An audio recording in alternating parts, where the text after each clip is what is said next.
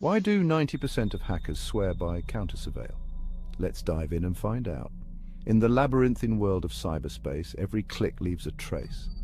But with CounterSurveil, you become the unseen. Our podcast takes you deep into the heart of hacking, where firewalls crumble and secrets unravel. From white hat heroes to shadowy code warriors, we cover the spectrum. Join us on Iron Geek, your portal to mastering the art of stealth and strategy. Discover the tools, the tricks, and the tales that define the modern hacker. Tune in and transform from a curious novice into a digital legend. This is CounterSurveil.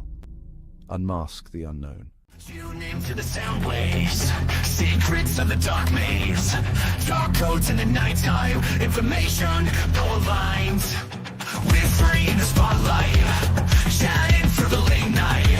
Smart contracts are lying, auditing, they're defying. CounterSurveil in my ear, security we engineer. Learn the truth, don't disappear. CounterSurveil, we're right here.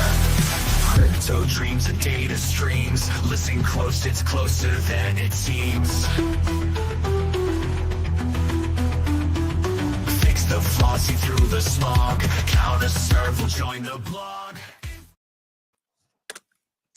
Hello and welcome to the CounterSurveil podcast. I am joined here today with our co-host Sledge, as well as CrowdStrong, our also kind of co-host Altkey. Wait, kinda? No, I'm a co-host. You stop that. Yeah, you've been promoted. And WebDev, Altkey. And maybe somebody else later on if they pop in. So this week we're going to be shooting the shit. We're going to talk a little bit about some of the infosec stuff that's happened this week as well as this year. And we're all going to try not to get too drunk on the cast where we don't make any sense. So Sledge, why don't you give us a little intro of what you would like to talk about this week? You mentioned it in our little private chat. So I was thinking maybe we can go around and talk about the good, the bad, the ugly, the exciting, the boring things that went on this year.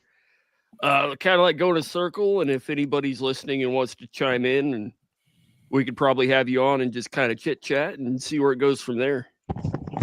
Sounds good to me. And if anybody who is in the YouTube or the other places this is being streamed would like to hop in, feel free to use the chat and we will see it and we can collaborate on getting you in here if you want to hop in. So first off, let's talk about this hack that happened recently within the telecom infrastructure, to put it lightly. What do you guys know about it? Have you? Oh, Cameron, dude, Cameron is badass. I miss Cameron. Cameron, I'll reach out to you on the Twitters and get you in here. Hold on. And are you talking about the one? I believe it was from China. Yeah, it's always from China, isn't it? Even when it's not. Oh, where's my attribution dice? You got 0 days since it was China. I'm working on it. Also, Yeah, I'm gonna get, CrowdStrong, when did Cameron you jump here. in? About halfway through the intro music. Okay, because like on my screen you were taking up Dataplex's spot, and I'm like, wait, since when's he CrowdStrong? We gang. Good to see you too. Cameron, how do I join? It would help if I had Cameron's current handle. Didn't we have a phone call line that was built for this? We have not implemented it just yet. We don't have that yet. That would have been perfect for tonight if we were doing that. Like a call-in live show, that'd be freaking sweet to use that for. Yeah, the first one of those I ever did was a couple of friends of mine out of, I guess at the time it was, I think they were in Virginia at the time. Horseshoes and hand grenades. Shout out to some of my old geek buddies. Yeah, I like those guys. Yeah. Wow, I'm gonna probably regret doing this. I'm gonna post the StreamYard link right. That's a horrible idea. That's a shitty idea. That's a horrible idea. Yep. So poorly. Let's do it. It should be fun. So do Cameron, Bitly and then delete the Bitly. Chaos ensues. Chaos should ensue. Here you YOLO, go. fuck it. Click that link and you can join. about to throw it out YOLO. there. Anybody have ideas for good New Year's hacks? You gave me one earlier. Survive is the answer. That's the hack for the New Year's. Survival of the fittest. That's the Yeah, best hack. lately it's job hacks. Mm-hmm. Job Oh. hacks are fun. So I saw an AI Yeah. the other day specifically catered to help people cheat on job interviews. And I thought that send was it a pretty over. good use of AI. I mean, people are already using AI for that, so why not have an official AI that's specifically just for that? You share your screen during the interview, it gives you live feedback to the stuff that's up there, and oh man, badassery. I saw one from Microsoft. I think it was. It'll listen to your microphone and the audio on your desktop and just give you feedback as you're talking. It was pretty neat. I've never used it on an interview, but it could be used for that. Yeah, I was Like playing with Microsoft that the other Therapy, or day. like That's the Google Workspace with Gemini. And Maybe I was that's playing what I'm with it the thinking other of. day on the VM because I'm not giving Google access to my actual machine for shit. But other than the This guy gets Chrome and it. all the other hooks they've already got into it. But the whole like you can share your window thing is pretty cool, and have it give you feedback in real time, and having something like that baked into AI cheating for job interviews, I think is also fairly badass. Yeah. have y'all ever had And an interviewee actually use AI? Do y'all Mhm. do interviews? I've done a few, and yes, I have. And the guy started going on about the fashion industry halfway through the interview. So no, it Nice. didn't end well for him. Yeah, The I last gotta time read, I like, interviewed 2.5 somebody, page. the last time I interviewed somebody, AI wasn't even really a thing. Yeah, I also haven't run into me personally interviewing folks with AI. I've hammered folks out. I have noticed a really cool, interesting thing on the job hunt this year was 2 companies asked me to sign NDAs and waivers and disclaimers promising that I would not use AI, this, that, and the other. Same. It was like, huh, Mm-hmm. I guess that's a thing now. It's interesting. They're putting their money and resources into that, and then hedging on the potentially negative consequences of it. So Right. I've had a couple of interesting interviews this year. One was definitely, I could see ChatGPT in the reflection on the guy's glasses. Nice. He opened with like a 3-minute just power read, teleprompter Fantastic. style. Yeah. Good. Other guy had earbuds in and whatnot, and was listening to a person, and so we typed to him a message, was like, here, sort these things in order, and for a list that didn't need to be sorted. Right. The ultimate trick question right there. Yeah. the thing about it is now is you have threat actors using AI to pass the faraway test. I can't remember the name of the group, but I was reading up on it the other day, and I think I talked about it a few weeks ago. I know the DPRK is doing it. That they're using they're either stealing credentials, information, or paying people off to use themselves, but they are using AI to fool contracting houses who don't do like very serious background checks to get legitimate jobs to shovel money back to, in this instance, North Korea. So like that's, I would argue, probably a very large reason why that's happening. Yeah, definitely. I mean, it's also just the prospects of, if you're entering the job market and you don't have established network and experience, right? I had a conversation this week with somebody that writes and was posting on LinkedIn, and I thought, what a great way to absolutely, finish your industry for good, right? Is feed the machine like that. So, but on the flip side of that, yes, I think there's a fraud aspect where they're taking a couple paychecks. If they get hired somewhere, especially full time, it's going to be quite a few paychecks that they'll get before they end up getting kicked out, right? If you're using that for like legitimately a tool to get an interview, I find it. I would be wary that I didn't have the skills that provided me. Am I setting myself up for failure in a job? Ooh, I mean, half of the job is learning on the job, right? Like, I would the first job I had in information security. I came from a ground level tech up to virtualization background, but I had no security experience. Just I had tools and gadgets and a Wi-Fi pineapple and a rubber ducky and all this other shit that I'd played with, but I didn't have any right being there. And you know what I did? I did it anyway, and it worked out fine. So like, All right. even without like AI wasn't a thing back then, not really at the time, but like it is, if you use the tools at your disposal to succeed in what you're doing and learning on the job. I think if you're not trying to put yourself someplace where you're not technically prepared to do the thing but are willing to learn, you're doing yourself a disservice anyway. So hang on. Let me bridge what Dataplex just said and what CrowdStrong just said. Sometimes fake it till you make it work. Sometimes it doesn't. Yeah, and another thing is I've gone into interviews that were like, okay, we're going to need you to program an assembly live in front of us. And then the job was, oh, I'm closing another phishing ticket. Oh, hey, look, another phishing ticket. Yeah. Oh, look, it's a phishing ticket. Like the job versus the interview. Like the interview was 80, and then when you get the job, the difficulty drops down to 20 like it saw a state trooper. I'm gonna challenge it. Like it saw a state trooper. That's good. That I would be concerned with people that end up in jobs that have maybe legal requirements to have skills. It's sure, and caught, right? That's fair. That's fair. Yeah. And there are certain. But not our everyone's industry's going so for new government that jobs. showing up with no experience in cybersecurity, there was no experience to be had, right? So I mean, ultimately, the people that I train, and I do a lot of that in my day job, the people that I train, I tell them to forget everything they know anyway, because most of that shit was wrong to begin with. yes, Yeah. that too. I'd like And to, it changes every damn day anyways.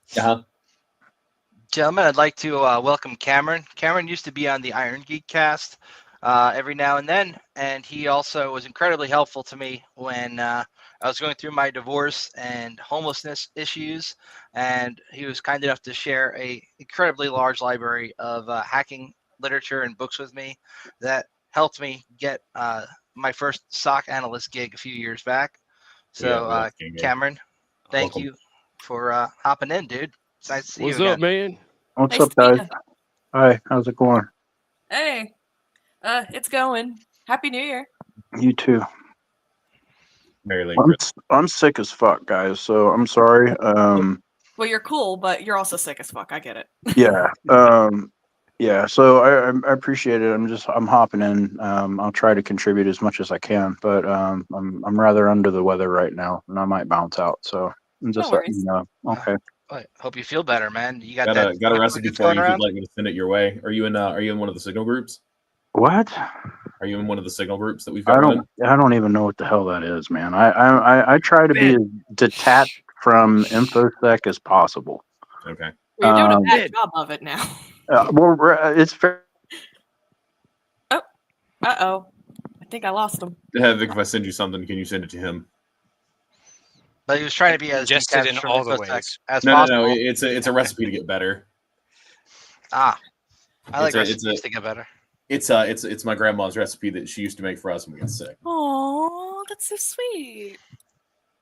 Oh. Let me send that to you. So, welcome back. One of the topics that we wanted to talk about was once again the supposed breach into the telecom infrastructure by China. Now, there have been a lot of different China. There have been a lot of different sources stating different levels of access were achieved depending on who's reporting it. Which telco was breached? I believe it was Verizon and one other. They were confirmed.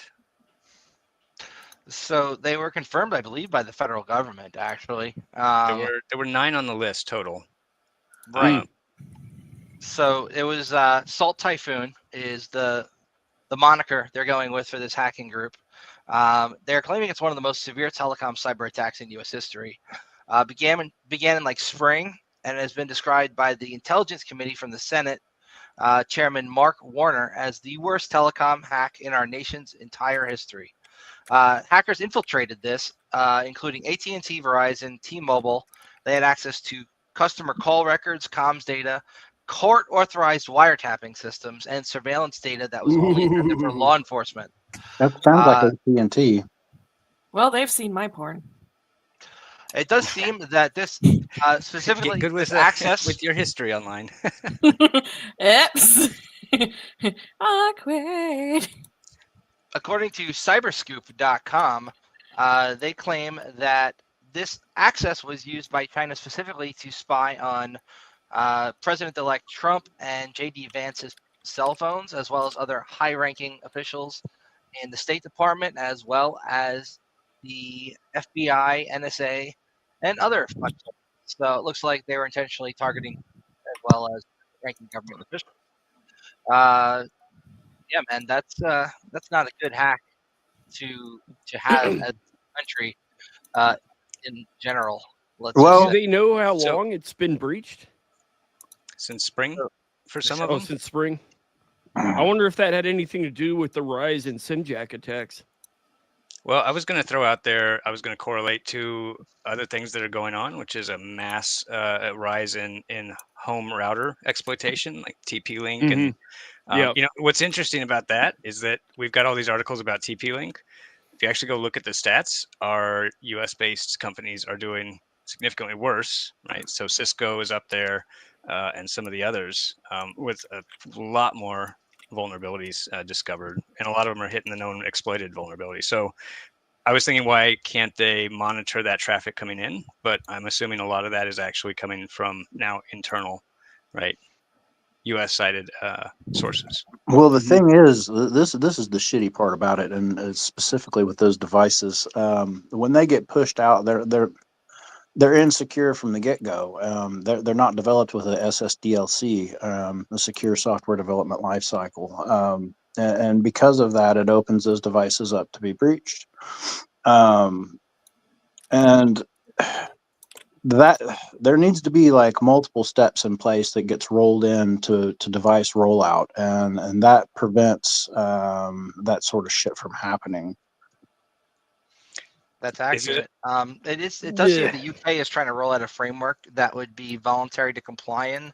That would essentially be like if you're manufacturing a device and you want to sell it within the UK, you get a sticker on the box essentially if you agree to do an SDLC and do things properly and push firmware updates and keep your devices up to date and secure. Until should a ask- supply we should chain ask issue Volkswagen happens. how that worked out. How many Yeah. normies are going to look at that sticker and be like, "Oh, well, this is $700 more, well, pounds, I guess, but it has this sticker," or am I just going to get the cheap option off AliExpress or some shit? Well, the thing is it needs Well- to be rolled out for every device that the company's pushing out across the board. It shouldn't have Yeah. a sticker signifying that this is a special one that's secure. All devices should be that way. I mean, I but agree. security is not we're not going to get 100% coverage, right? Unless we unplug it all. So is there I a different mean- way to do that in terms of reading and like the coverage? Yeah, we want to try, right? But the reality is rolling No, out. what I mean is I want to unplug it all. I wouldn't mind Yeah. being a farmer again. I'm good with it. Absolutely. So if But you guys also, remember anybody can back in, introduce something into the supply chain and put their own sticker on it. Right. Right. And it's only a matter of time before you get Chinesium out here being sold at like gas stations and stuff Well- that have a really good copy of this And- sticker.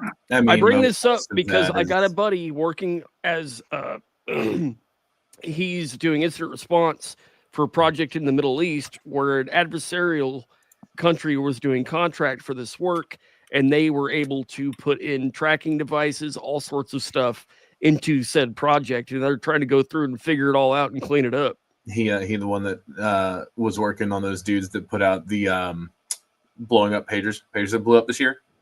No, Damn. Yeah, talk same, about supply same chain. idea though. Same idea. I want somebody that was in on that just for either side of that coin. I would love to have that conversation. I should ask him. He might know somebody. So we do have this one from this is from routersecurity.org, and U.S. weighs in on the ban of Chinese-made routers in millions of American homes. In brief, TP-Link is a Chinese company. The article goes in to talk about how, as a result of these poorly secured devices being on the internet that may have intentional backdoors, all three branches of the U.S. government are investigating TP-Link: Commerce, Defense, and Justice Department. They're routinely shipped to customers with security flaws like Cameron just mentioned, and the company fails to address them, according to people familiar with the matter. They often have bugs, regardless of the manufacturer. TP-Link is not the only one out there having this issue. On the government side, TP-Link is used by NASA, the Defense Department, and the DEA. That's So scary. Wow. that's probably going to get it on that list of banned devices you're not allowed to have in a government organization, like the Huawei. Vision cameras Yeah, that are cough, still cough, everywhere in Huawei. government that are not supposed to be gone.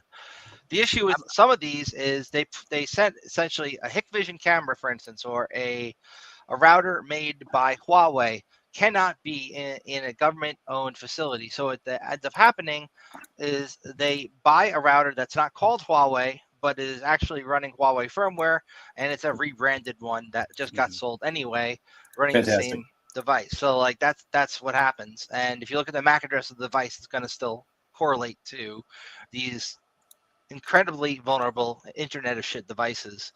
Kaspersky, Well, as well, who's also banned, by the way, makes a little difference. In router security, routers have to have self-updating abilities with bug fixes. Yep. And there has to be a software expiration date on routers, just like on milk. Yep. Like Yep. in 10 years from now, you can't be rocking a router that's got a gig of RAM. Obviously, as things get more complicated and there needs to be more shit on your router, it needs more hardware to be able to run the firmware. OpenWRT can sometimes extend the life of a shitty old router by a couple of years. And it tends to be mostly secure, but every now and then even that has a vulnerability in it that needs to get patched.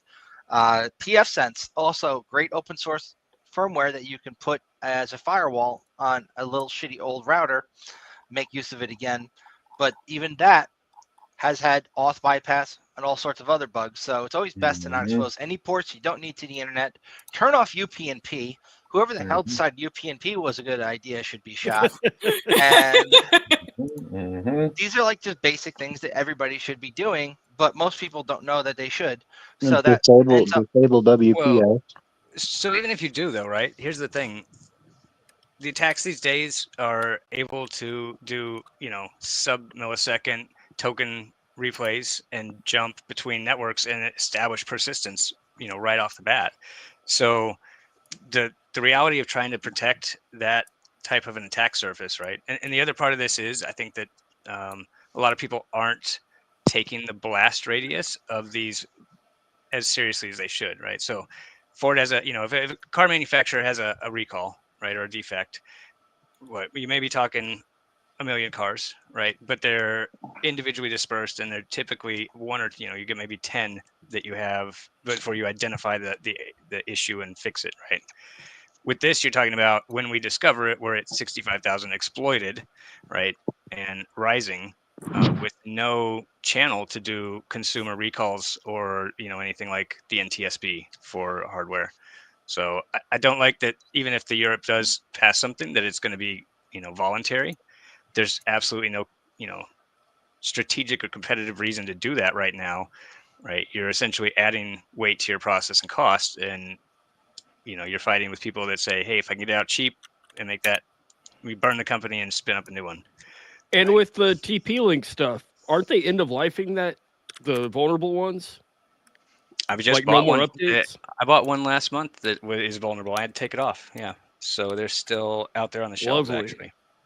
Lovely. They're- You should buy them up now. Like, get all of them. Use them for research. just war drive your neighborhood. You're good. so do you want to cover this one that you had just shared there, Dataflex? Yeah, this is from the beginning of the year, right? And so I look at New Year's. We want to look at yearly trends. A couple of years ago, they were targeting credential stores, password managers. Right, 2FA still hadn't really fully taken off or been fully implemented. So if you were able to grab credentials, so phishing was still big. Those are still there, but I'm seeing this year this kind of theme of network-based attacks. So we're going back down to the beginning of the OSI and hitting that from where the tech has been innovating, right? With the large-scale rollout of 2FA, the need to do time-based, weakness attacks and essentially man in the middle becomes more priority. And I think that's what we're seeing, is that the attack surface has changed. And honestly, we haven't been prepared to address that. Yeah, and we were even seeing variations on this same botnet here that you linked to. I believe it's called KV botnet, where the threat actors were utilizing this botnet to pinpoint systems that were in Wi-Fi range of their intended target, and then from there, essentially pop your neighbor's Wi-Fi to get into your network, kind of thing. Because a lot of the time, when somebody's got WPA3 set up in an enterprise way with a radius server, in order to log into the Wi-Fi, you need your username and password, but there's not usually MFA on top of that. So they essentially figured out if we can bridge to somebody who's nearby and we've got valid creds that we can't otherwise use, we can essentially take that person's Wi-Fi, make it connect instead of distributing Wi-Fi out to the people who are here. We're going to take that over and have it bridge to that network that we'd like to connect to, and pop them from that infrastructure using a valid username and password, which is an incredibly complicated attack chain, in my opinion, because it's going to require geolocation of not only your victim, but figuring out that there's a vulnerable router near your victim that you've already got as part of your botnet. But assuming this botnet was big enough, and it's So it's a funny thing to theorize. This could have potentially been useful on that phishing engagement, since I needed to be on that person's network to establish that VPN. It would have been cool to use this technique. Right. So and these are the same things that can be used by us. Go ahead, Dataplex. Sorry. yeah, no, there was some malware. I want to say it was this year or last year at DEF CON that they presented kind of the EFF did a study on tracking this malware down, and eventually found it was developed by I'm gonna forget the country, but their version of the CIA. And in the test data that they found, right, they found one Wi-Fi hotspot name, and using that, they were able to locate the building and floor where the operation was hosted, right? So the other aspect of this is if you have 65% of TP links owned, are you starting to establish location and time-based attacks where I know you're not home because I can see movement of all the devices that are associated with you, right? The other aspect of this is attacking from the home, and with us all being work from home and stuff, right, through COVID. Like we ever leave our houses. Right. So it's also the lowest security level that you're going to see, right? It's not until they have firmly established themselves there, and that's pretty easy, that they then go after a target they're really looking for, right? I wonder if they correlate that with like Wiggle or Wiggle.net, like the thing that geolocates everybody's router and puts it in a little map for you. Yeah. I know they've got an API that you can call, and I'm sure there's other services that do the same thing. I'm sure like Google has all that data as well. They probably just don't share it. And I remember there was an issue with Apple earlier this year where they were leaking that data via API calls, essentially that you could query other Apple devices and where they were without having to go get a geofence warrant. So there was also an interesting thing earlier this year, I believe, where they were utilizing a technique like this, where they're pivoting from the Wi-Fi that was blamed on one of these larger breaches from that I think it might have been the National Public or something else like that. Also, somebody, a dev with the LastPass, I think, was running Plex on their home box, and they were able to make their own 0-day for Plex specifically by pulling it down and going through the open source code parts of it. They figured out a 0-day, specifically targeted that LastPass dev, and for whatever reason, he had essentially the keys to the kingdom on his home computer. So once they popped them, they had everything. I think it kind of goes to the need to segment work data from personal data, especially with the work from home revolution. Not every company sent everybody a laptop who's going to be working from home. A lot of people got their home computers joined via VPN to work networks. And if those routers are vulnerable that are running in these people's houses, and somebody knows this employee works for that company, these are the kind of threats that are now we're going to be facing, essentially, where you got somebody who's working for you with a compromised router, and they're running essentially their own computer with their own software updates, which means it's probably going to be pretty behind. And now you've got an attack path right into your company's infrastructure, especially if you're not using a zero trust solution where you're segmenting your resources, having access groups so only X person can access Y resource, or this group can access this resource. If traditional VPN is still in use with work from home, it's fucked, So I mean, It would It's a scary attack surface. it would depend on the network configuration and the domain policy, right? So if what does domain list that user has access to? Y'all are jumping way ahead, right? We're talking about Soho routers that people plug Oh, in. my bad. AT&T just flipped I them I, on I thought fiber. I thought that you were talking about once that connection had been compromised, then that Soho router is VPN'd into the company, right? So I then don't think that that's even VP home users. Yeah. that There VPN could be, though. connection. Excuse me. Sorry, go ahead. So so the individual is VPN'd into the company. The individual is the one who's been breached, right? That individual who's VPN'd in is working from home. They should have the appropriate credentials set up for the domain, right? So, like as a domain user that's VPN in, what then that would have your ACL for that user, correct? Right, Correct. and then that's where that segmentation would take place. I think with what you were saying earlier.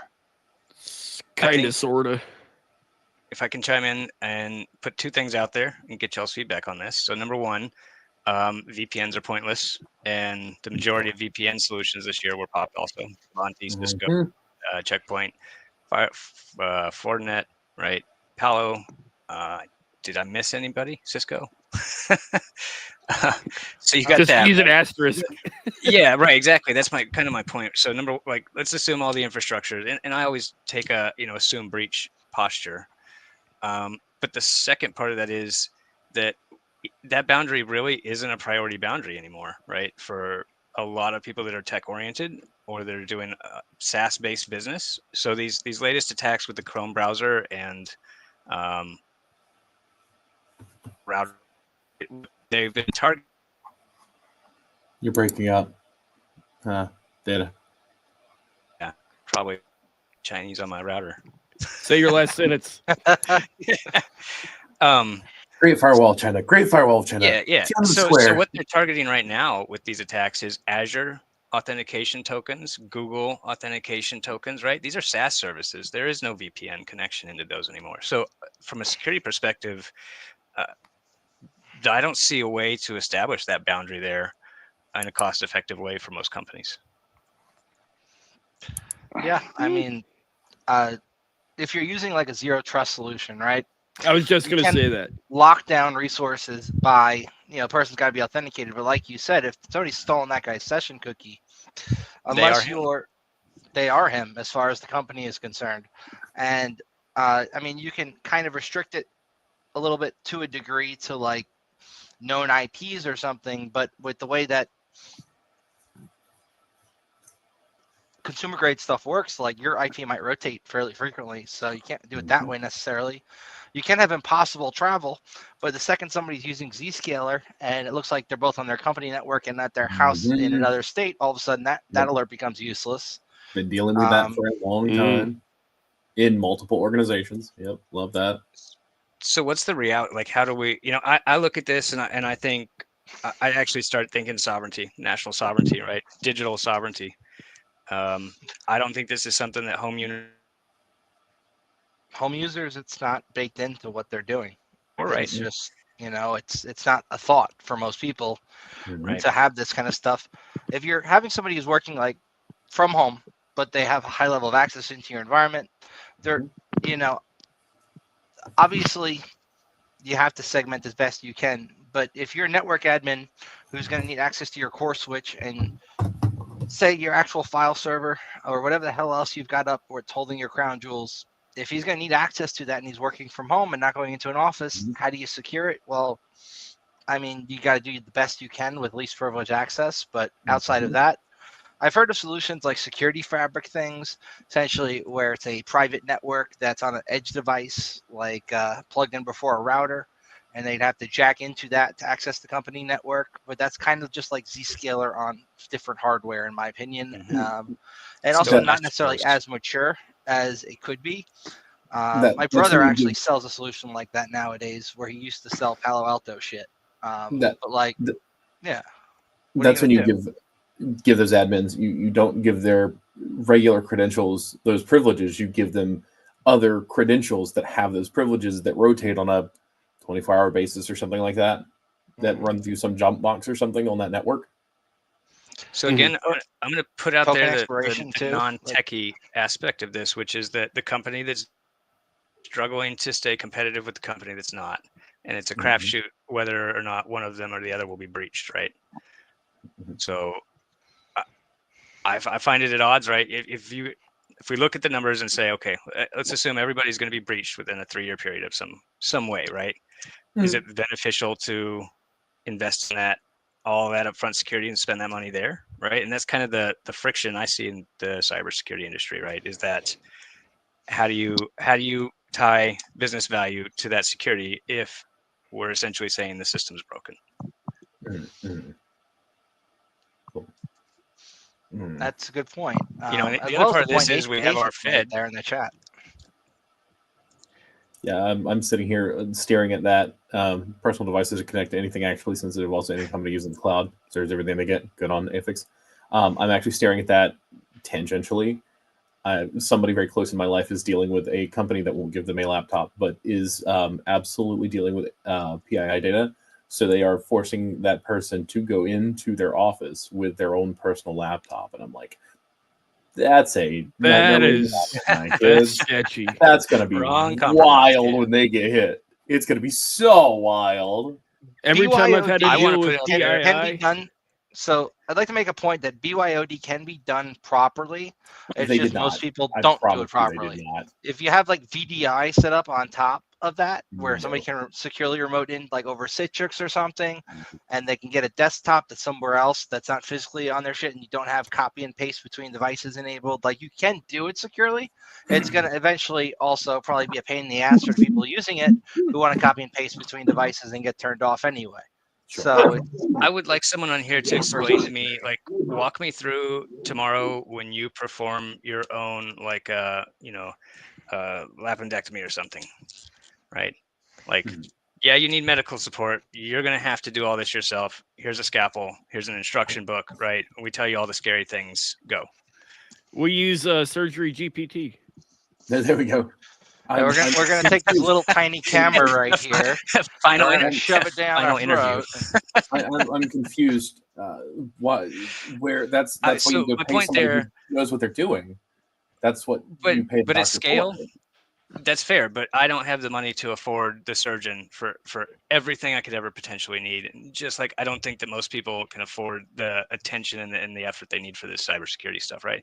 And medically is much better understood. If you're critically ill, you're going to, die.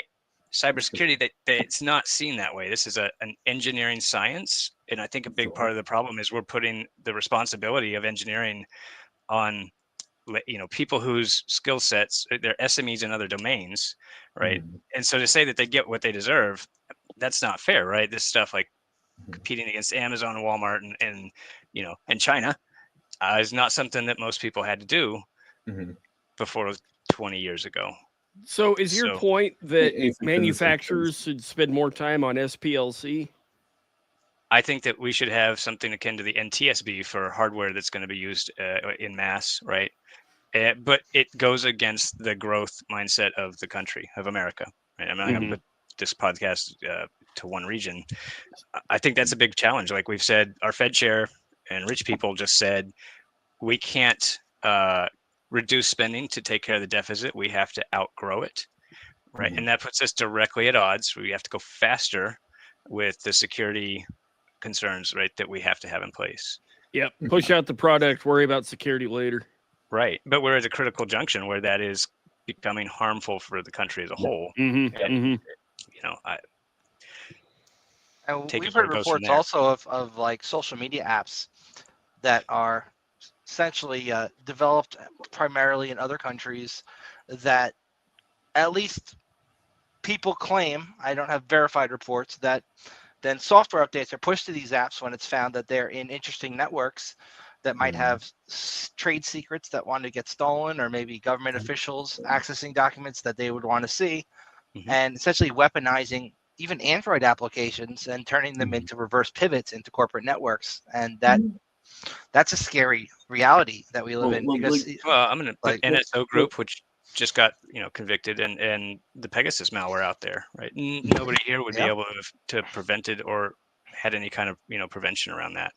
and they had a So 0-click install for iOS and Android at one point for that, where you could literally just remotely. text somebody a message they would never even see on their phone and they were popped. It's like, that's So advanced fucking malware that is only supposed to be sold to cops and nation states, but was then somehow got into the hands of a lot more people than that. And it's So because I've those people seen should that have them. target actually being journalists, deployed into home routers, so that even if you wiped all the devices, right, it had flashed Pegasus effectively into the firmware, and it would Right. reinfect the phone and then reinfect everything around it. It's like That's a rootkit, cheeky. essentially. You Yeah. know, Nothing like getting got. Like Afix was saying a second ago, he said something about having a company that would not have some kind of. Actually, I have to go back and look at the comment. I'm so sorry. Nobody would let that happen without remote wipe capabilities, and anyone giving their company access to remote wipe device is insane. I agree with that. However, I can't speak to if, say, government officials have that on their personal iPhones. I would be willing to bet probably not. Maybe they have something like that set up. I know in the instance that I was referring to with the person that I'm dealing with, they definitely do not. It is just straight for lack of a better term, raw dogging it in their network and just going at it. So like it is a matter of time before that specific place gets hit somehow. It's gonna be wild. But yes, I agree with that. We're getting well into BYOD is too far. Yeah, and back to the BYOD thing, some people argue that a VM will suffice, but with the VM breakouts these days, it's kind of like, even if you put the company's remote management software on there, their security stuff on your VM, yada, yada, it's still, there's a chance that it's going to get it. Like, if your personal thing gets breached, there's a chance that VM could still get popped. Yeah, they do have sandboxes. They have sandboxed that information where BYOD, like Symantec does it. I know who else has one. I know a couple of companies have them. I actually, for my old organization, I tested some of these. They will sandbox the data for your organization on your device, and will be able to remotely wipe that part of the device, but not your personal stuff. And they claim not to be able to have access to the stuff that you have on your device. Sorry, I've had experience with that, wiping contacts and like losing 10 years of no, I don't trust any of that relationships. Because of company. So here's an idea, right? I'm trying to think of other ways, like just again kind of taking it to the macro level. Sure. Right, I've had this concept, like the idea that we should regionalize networks or data governance, right? So it's in a lot of other ways. This is how we deal with national level crisis management and things like that, right? Is defining zones or districts or whatever it is. If let's say you had an app, I'm thinking of also like establishing like community too, right? So would Seattle have a different set of apps and networking than Texas, for example, right? And would that help prevent the mass scale of these attacks, right? At least reduce that, and then also put back in place some type of framework for if data is stolen in this area, then these are the responsible parties for handling that. Sure, but then you have to worry about the money that it would cost to do. So you can spend a whole lot of money on really shittily made apps all over the place, or you can just secure one properly. Find me that one, and I will. No. What I'm saying is if you're looking at it from that point of view, why would you make a bunch of really shittily coded apps that are vulnerable for different places when they can all get hit, say the same way, or they don't just copy and paste everything from one place to the other and change the name? I think it goes to the thing, right? Capitalism and the ability to have opportunity and differentiation through local context, I guess. Sure, but if you have one company that has that data, I don't trust them. And I don't either. What I'm saying is that data is going to one place regardless. You're not going to have a whole bunch of different people building these apps. You're going to have one, because you're not going to have for healthcare, for instance. You're not going to have, but you've got a couple of big players. You've got Cerner, you've got Epic, you've got eClinicalWorks, you've got a couple of others. Right. Those are the big players. You're not going to have a whole bunch of mom and pop shops making apps. We do. We have hundreds of thousands of them actually, because of the CARES and Cures Act that opened up FHIR APIs and required them to allow access to individual healthcare data. So yeah, there's tens of thousands. Epic, right? They all had to make giant shifts in the way that they market their companies, because now, rather than being the EMRs, right, and being federally backed with subsidies, they're actually having to go compete with these startup apps. And so Epic has the Epic Marketplace. Yep. Cerner got bought by Oracle, and Okay, I didn't know that. I've Meditech. been out of healthcare for a while. Yeah. I didn't know that Oracle bought Cerner.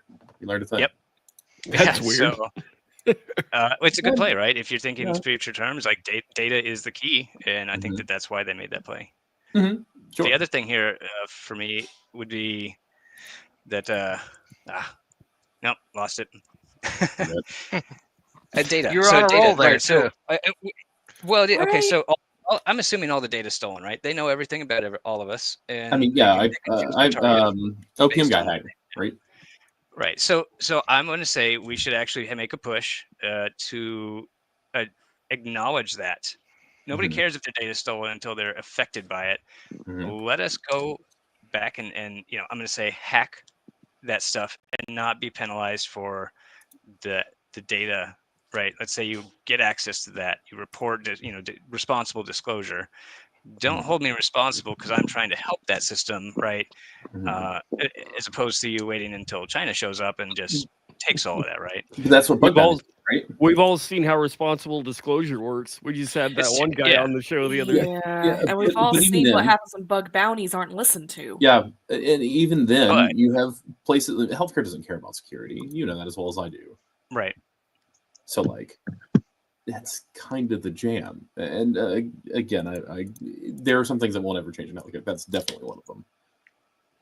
I think that they didn't have to worry about that in the blast radius. Yes, could you go break into an office and steal file folders? Absolutely, right. And did they leave them in the cafe, in the coffee shop, whatever, right?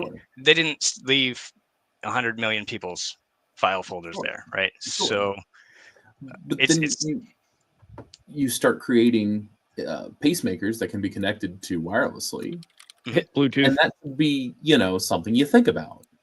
And it's not. They're going to care eventually, but how many people are going to get hurt until they do?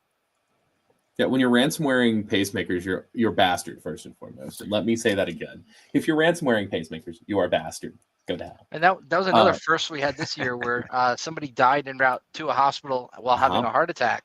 Yep. And it's the first time that's ever happened because of a ransomware incident hitting a fucking hospital. Yep. So I've got a buddy that was able to connect to his pacemaker with a Bluetooth antenna, and he was like, "This isn't good." Yeah, they have resource exhaustion attacks that affect those, where they essentially keep trying to connect over and over again and drain the battery on those things. And they have barely any, if any, security at all. That's the thing about them. So, like, medical devices, and as I said, I haven't been in the medical industry for a few years now, but from as close as I am to the medical industry still, tangentially through other people, I can tell you that it's still not a thing. Secured medical devices just aren't really there. They can't. I mean, they can't even push updates to them, right? And this is a big challenge. Like, you've got systems there where you actually have a very valid case for don't push that update, right? Even though I know there's a potential for this, like, I don't know the outcome of that. Be worried about updating a pacemaker because you might stop somebody's heart. So, speaking of, one of our guests one time, Alan, had a very interesting project when he was attempting to connect his flipper to his own medical device. When did Alan come on? When was that one? Alan Tazboy. Well, Tazbot. Oh, Tazbot. Yeah. Okay, yeah. Okay. Guy. Alan. I think I missed that part. I'm afraid you did, and that was like the worst episode to miss because he's super cool, and you two would have gotten along so well. But I think I pulled it up at the end of that episode, if I recall correctly. Like, I was asking about building my own taskbot, and he was like, "Nah, man, we'll see you to hell." And I was like, "Cool, all right, well, you guys." Yeah, I can't say I blame him on that, but no, that's cool. But like, nothing against you. It's just he has to be very protective of that copyright because of what he does. But he attempted to connect to his own certain implant with his flipper, and it went surprisingly well. That would be very interesting to have him on to talk about. Yeah, Digital it's witch doctors. pretty easy these days. And I don't that's- want to dox any medical issues though, so I'm being quiet on which implant it was. Yeah, if So- you went to the biohacking village, Nina would have made you sign that NDA before you could even talk about it. As long as There I was- can undo them on it, I'm fine. Yeah, there we go. I I read have about my- a Bitcoin I museum Replace this his year. eye That was with fun. like a I laser. hacked my penile implant, and now I can just get hard whenever I want. There we go. That's it. That's some My cyberpunk shit pacemaker- right there. My That is some pacemaker is cyberpunk. running Doom. Is that a good thing? Definitely. Only for the first few levels, but afterwards it can become a bit of a problem when they start becoming more intense. Mega Hitler in my heart. What? Oh, are you talking Oh, that's about modern Wolfenstein. Oh my god. politicians? My bad. That was the wrong game. Damn. That was Wolfenstein. So, two trends this year that we wanted to bring up. Dataflex mentioned maintenance contracts and tiers. That's very valid, as well as Sledge bringing up mergers, Broadcom, and VMware. yeah, so I was going to say VMware- fuck Broadcom. That's They're the same conversation, actually. Yeah, he was Fuck responding to me. Yeah. fuck Broadcom. Yes. They go hand in hand. So, Yeah, I'm still Broad- mad about that. Broadcom bought VMware, right? And for the first couple of months, they really definitely fumbled the ball. They increased the price of utilizing that software for companies already So engaged ESXi specifically and the vSphere stuff. Yeah, They their made virtual connected VMware together. Workstation. Yep. They're, all They that made Workstation they're free. Type but 1 Workstation- hypervisors. Was probably one of the most pirated freaking apps ever because they didn't do any kind of license check on it anyway. You could pop in a key that you'd find on GitHub and it would just work. It's a lost leader. Yeah, it was always a loss leader because essentially you get people hooked on that VM platform, and then transitioning a VM from Workstation over to ESX is fairly easy. You can connect it right to it and migrate your VM you've built. So if you're talking about a bit more complicated stuff like a different hypervisor, there's nothing really where you can build it locally and then easily connect and move it over with like Proxmox yet. I mean, you could build it in VHDX and then hope it will Not boot. easily, My- but not my- impossible yeah, either. I've done it.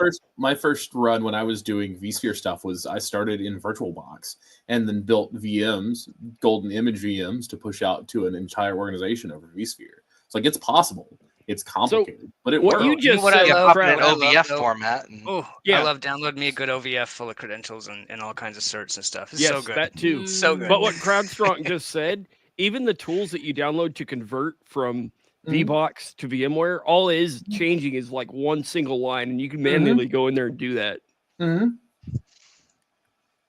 So, But Broadcom, from go ahead. well, from ESXi to Prox, it's a little bit trickier. Prox, I can't remember if it was on the VMware site or the Proxmox site, but there's actually a tool now to do it pretty seamlessly. So And I I got bet it's probably on Prox because VMware doesn't want you to leave their platform. well, it two- seems two that they things. do if you're not a company that makes enough money for their new licensing, I mean, that's because fair. they definitely jack the price up an Yeah, astronomical amount. Yep. And Mhm. even when people had existing support contracts were told they're no longer valid. Yep. Um, Yeah, a whole I bunch of think people do the shit out of them too. Netflix is AT&T suing them and- actively Yep. because Netflix was running their shit on their infrastructure. Yep. Essentially, they were renting cloud resources that were running ESX under the hood as the hypervisor to level 1. See. And now they had to migrate all their shit off of it because they jacked the price up for them like 30 times. Yep. Proofpoint was running a lot of their stuff. I know. As I said, AT&T came out and sued the hell out of them. All kinds of people, all man. of them have If you- enterprise Speaking of- licenses. Speaking of Yep. Proofpoint, Why? it is like one of the biggest freaking email gateways out there for enterprise stuff. And their user interface looks like it's from 1992. You'd my think brother they in could Christ. update that, No. considering Have how you much seen- of market cap they've got. You'd think they could at least build a usable interface and not have it split against 3 different I don't think products there's. to be able to ban an email. I wanted to stay there's simple. stuff that was on prem. They had it running. Dataflex wants to talk to just after you're done. Yeah, you're good. Specifically on vSphere stuff. That's all virtualized on. So all of this came about, and then so it doesn't work anymore, right?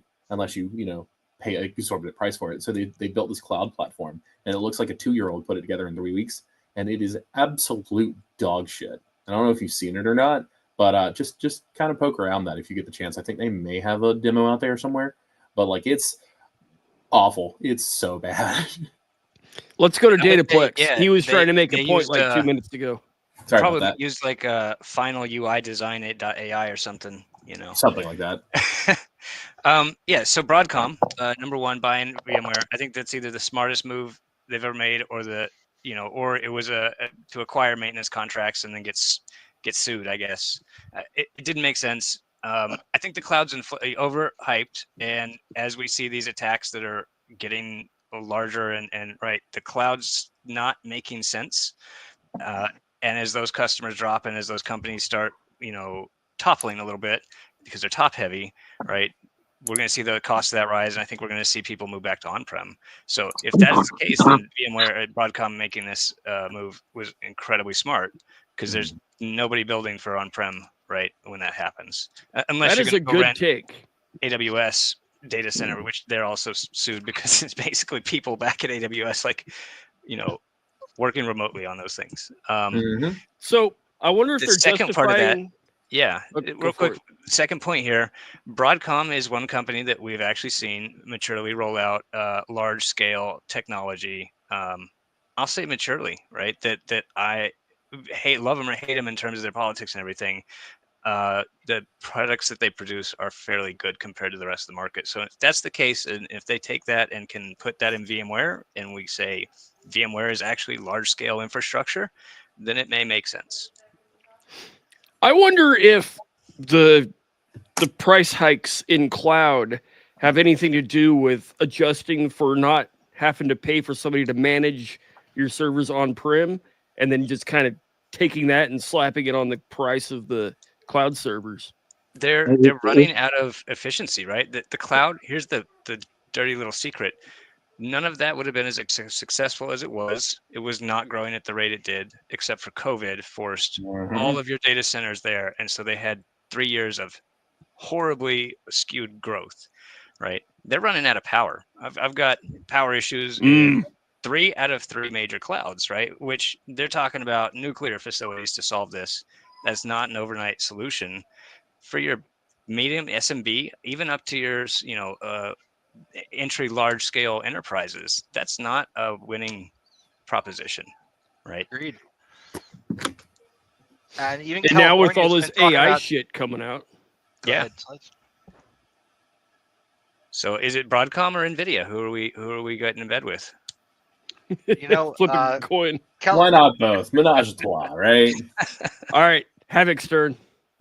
Thank you, good sir. We saw California actually banning certain GPUs from being sold within stores and online marketplaces because they consume too much power and they don't want consumers wasting that power.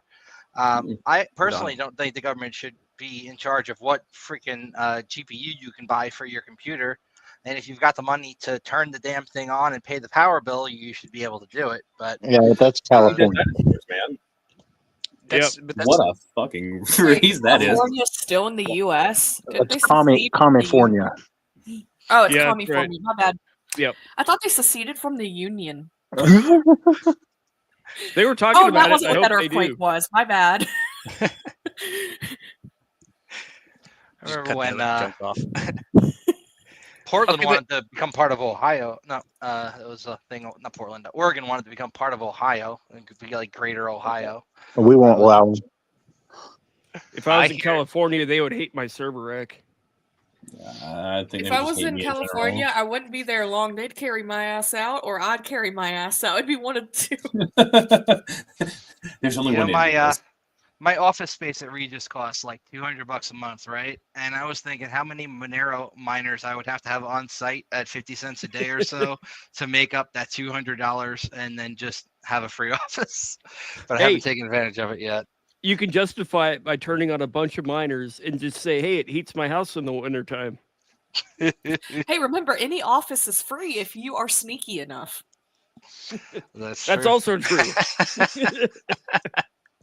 I totally have not ever done that before. The town I currently live in has a really nice Christmas celebration every year. But as a result, they also happen to have outlets everywhere outside for those Christmas lights that are active year round.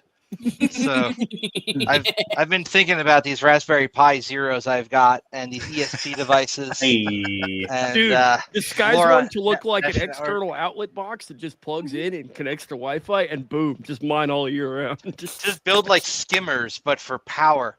Yeah. Instead, like fucking like an outlet skimmer that looks like a power box. So just plug that shit in everywhere. Build a giant LoRa network and just like make it accessible. Y'all everywhere. got me wanting to like unplug a red light cam and like plug one of my own boxes in or something. All right, crowd strong. We've got a new 3D printing challenge. hey, Yep, want it? I'm here for it. She's gonna take a whole bunch of these S3s and do that with them. She'll make her LoRa network and do all the things. Just make it you look got the like an S3 outlet. too? Yeah. Wait, I- I gotta check I my would- mail. I would Yeah. rather I'm going to focus on the car hacking. I think that's a good bet, right? We're going to have fully connected wireless. I just want a Tesla so I can all the thing freak the cars. shit out of it. Well, good Mhm. news. All my Teslas are friend- free if you're good enough. My Hold on, friend, what were you saying, Dataplex? Hey, we love that. And, you know, Hey. listen, everything's more mobile now. I think, you know, the plugging into the wall is cool, but you know, I moved on from Ethernet and I went to Wi-Fi. So you should just actually live in cars that pass by. You know, just I mean, jack I like lived a in college, minute of cars in you know, college. phone power out of there. The infotainment system, they don't really need that map, right? well, you need to see how that data transfers across the CAN bus, right? And then what you're going to check is the cyclical redundancy check bit. And if that flag's been checked, then you're not going to be able to replay those packets across the CAN, and that's not going to allow you to hack the car. The comma.ai is if y'all have heard of this, they've got actually a open pilot, so they're actively jacking into CAN bus systems, and Toyota and Ford are in response actively introducing encryption into their CAN bus for the first time in 2025. But Wow. they're introducing self-driving hardware that you can put in line in your controls, right? Now it's Sounds like an scary. absolutely perfectly safe and wonderful idea. You should Mhm. just Well, watch the video. It's amazing, but If they set the Like, yeah. CRC bit on the packet, then you can't replay it. So I don't know why they would need that. And then when it's actually going across the CAN, it's all in fucking binary anyways. that never stopped anyone. No, that Yeah, you have to check for the cyclical redundancy check. And if that bit's been set, then you can't replay the packet. Well, there have been some interesting devices out for car hacking that have fallen into the hands of criminals. Like there's this one that looks kind of like an old school flip phone, but the hardware inside is ESP8266 or 32 based, and you jack that thing in to headlight or any number of places on certain cars, like I believe the Kias, and you can remote start the damn thing. So like people would kick out the back light, plug this thing in, and be able to start the car. There's all sorts of stupid CAN bus tricks out there, and Car Hacking Village published a paper 2 years ago, I believe, on a bunch of them. That's fairly interesting. If you want to go look it up, anybody. But there's definitely a lot of vulnerabilities when it comes to cars. I just got a Toyota that's like 2 years old, and the infotainment system was not up to date off the bat when I bought the thing. In order to update it, I was expected to go grab a flash drive, format it FAT32, grab a file off their website, and plug it in. I went to go do that, and it didn't work. I had to bring it to the dealer, and then they were like, oh, well, here's the thing. You need to use a 1 gigabyte flash drive, and it doesn't say that on the website, and you're using like 64 gig. It's too big, and it won't work because you have multiple partitions. Hell yeah, FAT32. It's like FAT32. It's like, get yours. what year is it that we're still using FAT32 instead of XFAT on shit? And it's What a time to be NTFS, alive. anything new, you know? Yeah, 2024 Format is a the answer. FAT32 on a 1 gig drive. Okay. Where do you get a and 1 gig thumb drive? I have to encrypt my Usually car. from a vendor at a conference. You want to see the thumb drive? They actually put the firmware on too. It was Oh interesting. my because god. This Is is it a what it pocket looks knife like. or a credit It's- card or something like that? It looks like a key. Oh, beautiful. All right. Yep. Hey, I have one of those. That has AliExpress written all over it. Yeah, I'm sure there's no backdoors like- or anything weird in that.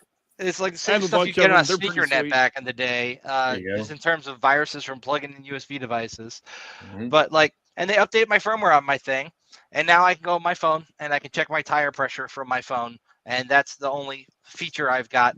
And in order to check my tire pressure from my phone, it costs me $20 a month to have internet connection connected on my phone that I can't use for anything So, else. dude, those That's TPMS wild. sensors, that's actually an exploit right there. You can track it kind of like you do ADSB. Just drive around and just log shit. Yeah, or y'all I can have just thought do like about I running do, it through drive up to 1,000. Binwalk, the actual firmware to the infotainment system, running it through Binwalk and seeing if I can fuck with it. But I don't really have to anymore because on my rooted Android, I can actually just plug that fucker in, and with the Android auto hacks, I can literally just broadcast anything that's on my phone to the infotainment unit as if it were the actual touchscreen of my phone. So I got in trouble. I got pulled over, and I was watching Futurama on my infotainment system while sitting in traffic, and the guy's like, "Hey, what are you doing? I saw like Futurama up on there." I'm like, "Actually, no, I use Waze. And did you know they actually had these ads now when you're stopped? And that ad was the Futurama commercial, you know, Cartoon Network, I think, or something." And he let me go. I was like, "Yeah." Let's hope he doesn't watch Well it. done. Well done. We did something like that with the Chromecasts back in the day when they first came out, just casting random shit to random people's hotel rooms in Vegas. I remember being in a hotel and having my TV taken over, and it wasn't even during DEF CON.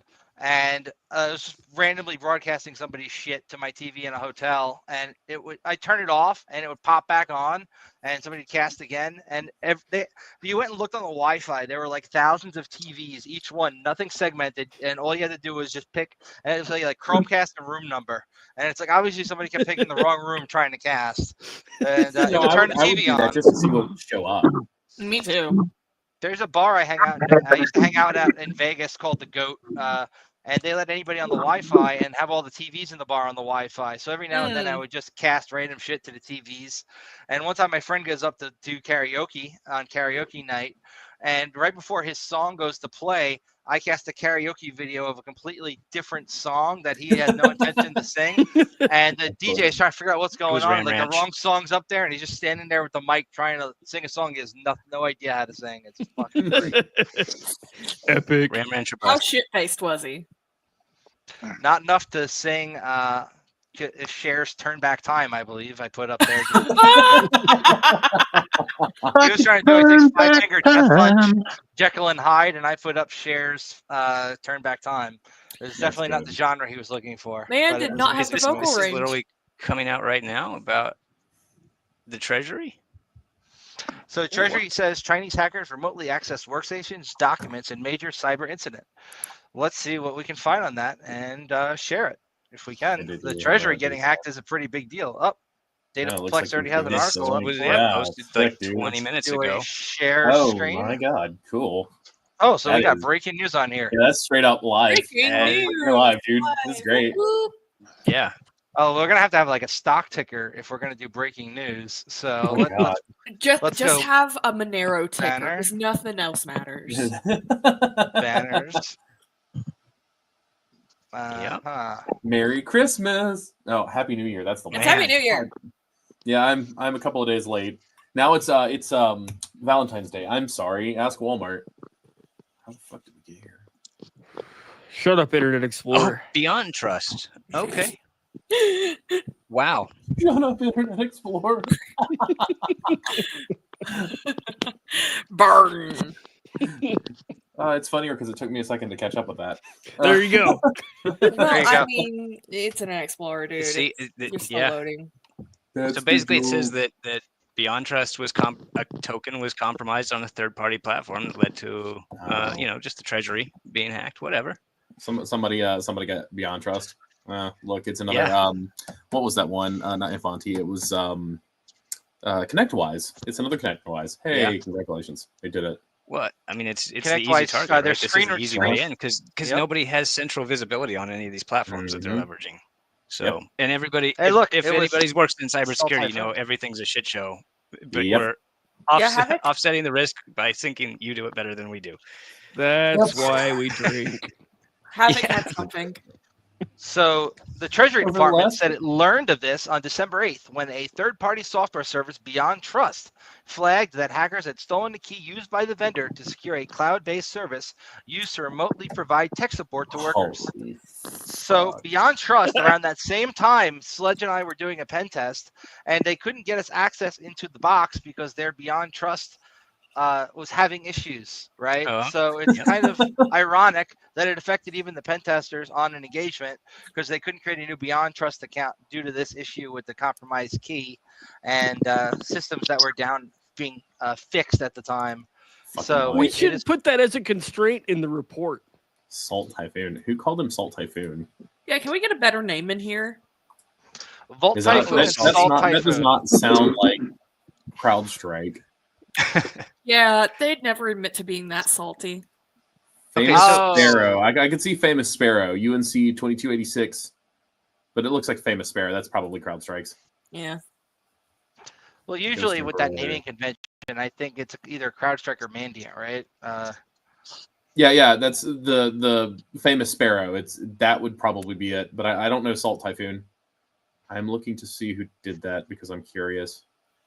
All right. I got to bounce out, guys. It was nice meeting everybody. Have a great Nice night. meeting you. Thanks for You too. joining Thank you, us. Cameron. Hope you feel Thanks for better. hopping in, man. Have a great night. Peace, man. Feel better soon. Me. Cameron's a I really am great wrong. pro, man. Ghost Emperor is from Kaspersky. Famous Sparrow was ESET. Salt Typhoon was Microsoft, and UNC 2286 is Mandiant. Wild. Okay, I wonder why CrowdStrike isn't like on this. I'm Where you sure at, they have so- a threat actor profile in their shit for them. Just they probably call them something else. I have to look at that. I'm curious. I'm nosy. Well, go and Okay, log so- into your CrowdStrike wow. instance and go to the threat actor intelligence area and pull it up. Why don't you? Hundreds of organizations were potential Salt Typhoon victims as well. So this says that this is from December 23rd, so last week. Hacking group Salt Typhoon has ensnared major providers and targeted dozens of high-value political figures, including people tied to President-elect Donald Trump. 80 firms were reported to have been infiltrated and used as stepping stones in the attack. Several hundred organizations, both telecom companies and others, were notified. Password apparently, sadly, was 1111. God damn it, man. Come on. We Come deserve that on. one as a nation for that. You win the wall of sheep. You deserve it at this point. Okay, You so deserve it. something else here that I want to I point quit. out. Yeah, Yeah. that's how many Yeah, it's drinks I'm better going to you need to getting drink to fired. forget that. I don't happened. trust Beyond Trust with a 1111 password. I just opened So- my Fantastic. thing of Kraken and just took a big ass swig, and now my tonsils are burning. Okay, so two things here. What? Number one That- is that these attacks identify which vendors have been chosen to be FedRAMP compliant and given an authority to operate, right? So Beyond Trust being the breach here, we can expect that the actually just moves them into a different category of customer. Number two, they're going to get support. Obviously, I didn't actually know that Beyond Trust was part of this until right now. It's been a month. Shouldn't that have been out there because they're kind of a critical services provider? So there's a bit of protection here, right? Where we're talking about we need to notify immediately. We've got new HIPAA laws requiring data return, and then we've got the government being like, our pants are down and we can't say anything until a month later. SolarWinds Like, 1, 2, 3. 1, 2, 3. Yep. Back Yeah. in SolarWinds hack. We love that. That was a nightmare. Man, you want to talk about segmenting and you guys remember that SolarWinds attack, the supply chain? Familiar? Yeah, to yes, that was. There was a beautiful. thing that was put God out on damn it. GitHub for the DGA that was associated with the domain generation algorithm for the callback. And if you did historic DNS, if you had access to any of the services that let you do like either historic DNS lookups or like essentially like looking at what DNS records are being queried for a domain like OTX tends to do for a bunch for free. You could reverse that DGA, and oftentimes it would be the company name or domain name essentially encoded with that DGA algorithm. So in order to determine who was actually popped by the SolarWinds hack, you could literally go to OTX and look at all the different people who hit that DNS and then reverse that DGA and get a list of all the companies that were popped, and a bunch of them never admitted to being popped. Nobody filed that 10K there or 8K they were supposed to on it in that list. It was like definitely interesting to see behind the scenes that their DGA gave away the actual companies that were hacked. And if anybody's interested in what he just said, 8K and 10K, refer to a previous episode. Yep. Mhm. Hey, Link here. When the fuck did we get a live Up here ticker? somewhere. I have Link an idea. over here. Why are we doing this? When did we get a ticker? This is funny. Well, when You we just started throw that out covering there, that like- with news. What I if love that. It's good. just instead of at the beginning of like every porn website, you have the age verification that they want. It's just like a password. Please don't use 1111 as your password. It'd cover more people, and they'd hear that message better, right? For those My of you in age the is my country in the state password. that doesn't do it, this is what he's referring You're to. gonna get us Verify me. If you live in God Utah damn it. and you want to go watch porn, most of the websites are going to do some shit like Fucking- this. Yeah, Florida's doing the thing, man. I know they are now, which is wild, but like, oh god. I like okay with that, Nebraska though. because Yeah. they have Corn Hub.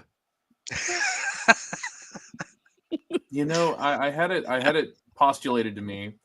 Why would you download porn? It's 2024. You can stream anything. Well, now you can't. Wild. This It's is almost why like there's a you use need for to archive. Impornium again. Yeah, right. I trust me, I do archive. You don't want to see the folder on my NAS. It is scary. Shout out to all you data hoarders out there. I hope you got Listen. your favorite stars saved. So I'm hold just on. gonna say floppy disks full of JPEGs back in the day. Yeah, Would- you would- need to maybe you need quite a bit of to money in load middle them school and upside high down. school. gotta that needs gotta to load be them the up next upside shit down. coin. Cornium. So on December 5th, 2024, a root cause into a remote support SaaS issue identified an API key for remote support SaaS has been compromised thanks to Dataplex talking about the Beyond Trust. So essentially step one was ripping the API key out and getting access there.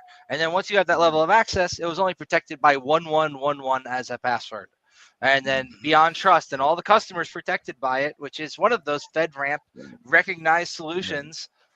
So if you're bored and looking to do some bug bounty work, maybe look at all the other solutions that are on the FedRAMP list and cross-correlate that with HackerOne and Integrity and see if you can go help out and secure that shit before they pop the next thing. Yep. Kick out. SaaS is software as a service, by the way. SaaS. Yeah. It's very sassy.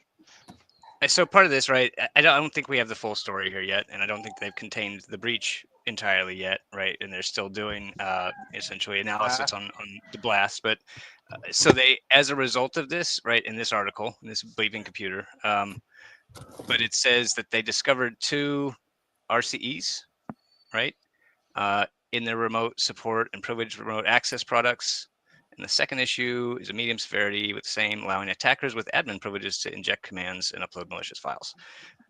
So you're telling me that as a security provider in FedRAMP, you have 2 like critical vulnerabilities that you discover after a breach of a 1111 password. No confidence. That's right? not even a No breach. confidence. I know. That's not even a lucky guess. So, and they also don't say how the API key is compromised here, right? So that's the other interesting part: is which came first, the remote, the RCE, or the, did they compromise a technician, right? Yeah. So it's just very interesting to see the lack of focus, I guess, right? And I'm gonna with this kind of, how is this not found first, right? By good actors, I'll say. I think they forgot to buy more fucks. Yeah. Yeah, it might have had something to do with defunding CISA to a large degree this year, so that when there's an entire giant backlog of CVEs that couldn't get approved. It wasn't just CISA; it was the NVD, National Vulnerability Database, or whatever the hell it is. That is And, so juicy. Yeah, but Yep. I mean, I think that's being DOSed basically, right? Like it makes sense to denial of service that, so that it takes too long to go through that as a source. Well, me and everybody else I know has a copy, and we can filter through it. Oh, absolutely. But how many of those? I mean, my alerts change on the by the hour depending on who's saying what about what's CVE. So it looks like the company did not describe either flaw as actively exploited in the advisories, Yet CISA added CVE 2024-12356 command injection vulnerability to its KEV on Thursday. Beyond Trust has not acknowledged a direct link between that attack and the CVE, which has a 9.8. Probably because that was used to breach the Treasury, and CISA cannot notify Beyond Trust due to clearance issues. Mm-hmm. So they haven't actually been officially notified that it's been breached. Via Imagine if Snowden official had actually channels. finished building that system to let them actually like notify each other instead of just taking all the data and going to Russia. So this particular CVE is in the KEV. The KEV is the known exploitables vulnerabilities catalog for those of you who don't have to run in threat intel briefing every week and mention all the bullshit that's in there every week. And it also takes advantage of the Common Web Exploitation, CWE 77, from OWASP, which is improper neutralization of special elements used in command injection. SQL injection, guys, come on. Not SQL, but just validate your CWE input, folks. 77. It's input validation at the end of the day, not neutralizing special elements in a. So this is a nice little diagram of how this works, right? We have input data that is interpreted as a command. Think log4j, right? We got special elements. You got input data. You got the command, special elements. You are supposed to not ever take what is put in input data and just move it here where it's going to get executed. You're always supposed to sanitize that first so that anything that's not supposed to be in there doesn't get passed along. This is how people get pregnant. Is all I'm Yep. Wow. Well, This is how baby websites are. You know, you can either wrap it up or you can suffer the consequences. Yeah, this You is can't pull how out. BAST is made. I mean, bullshit as a service. Dual authenticated, the condom pull-out method. Yeah. So Don't the ask dual me. authentication part is asking the parents for permission. Well, No, that's the triple layer. That's the who you ask. We'll defeat command injection at the exact same second we defeat venereal diseases. So after obtaining the API key, the attackers could then reset passwords for local application accounts, gain privileges to customer systems, and access and compromise multiple customer instances. What instances were that? You may ask. Well, the Treasury that Department. is the Treasury Department for one. Yep. You know, maybe we should just get rid of the Treasury Department and the IRS, and then we'll be fine. Yeah, I'm here for that. Yeah, I'm here for that. But don't let them hear me say that because they'll kill me in my sleep. You know, the IRS is the one place they're not going to attack because they want to collect their money back.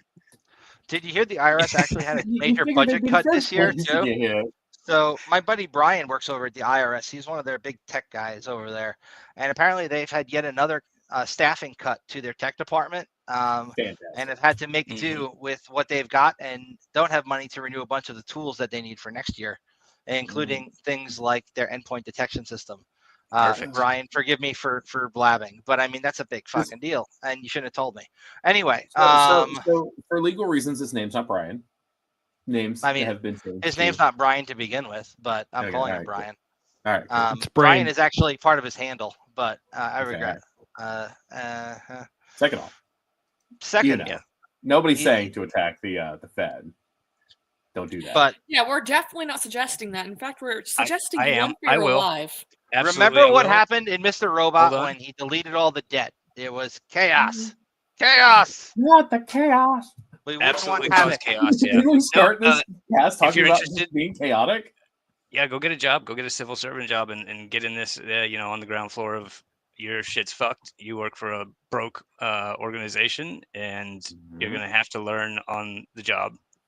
The phrase of the day is guerrilla warfare. Is what Fight Federal is a Bitcoin ATM firm, right? They put out these Bitcoin ATMs that you're going to see at your local bodega if you're in a state that has those.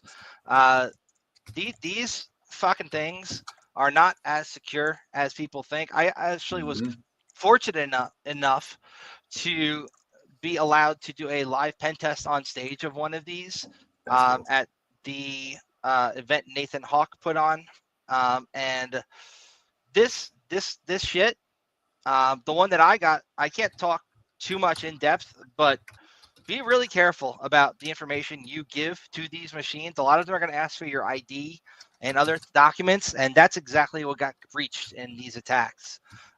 They store a lot of this shit locally. So if you're uploading your ID, it's going to sit on this fucking hard drive on this machine forever until it gets breached by somebody. Even though it uploads a copy to the cloud, a lot of them only have garbage collection routines that run when remoted into when there's an issue. There are a lot of other ATM issues with these. They are running a lot of the times x86 hardware under the hood and things like Windows 10 and embedded. Sometimes embedded, sometimes just regular Windows 10 Home Edition. And they're running kiosk software on top of that that's supposed to not make it so that you can break out. But if you're able to identify the specific kiosk software that's running and maybe ask for a demo of it, they're going to also send you the key escape sequence that can be injected into this if there were, say, a keyboard attached. Now, obviously, these do not have USB ports that can easily be accessed.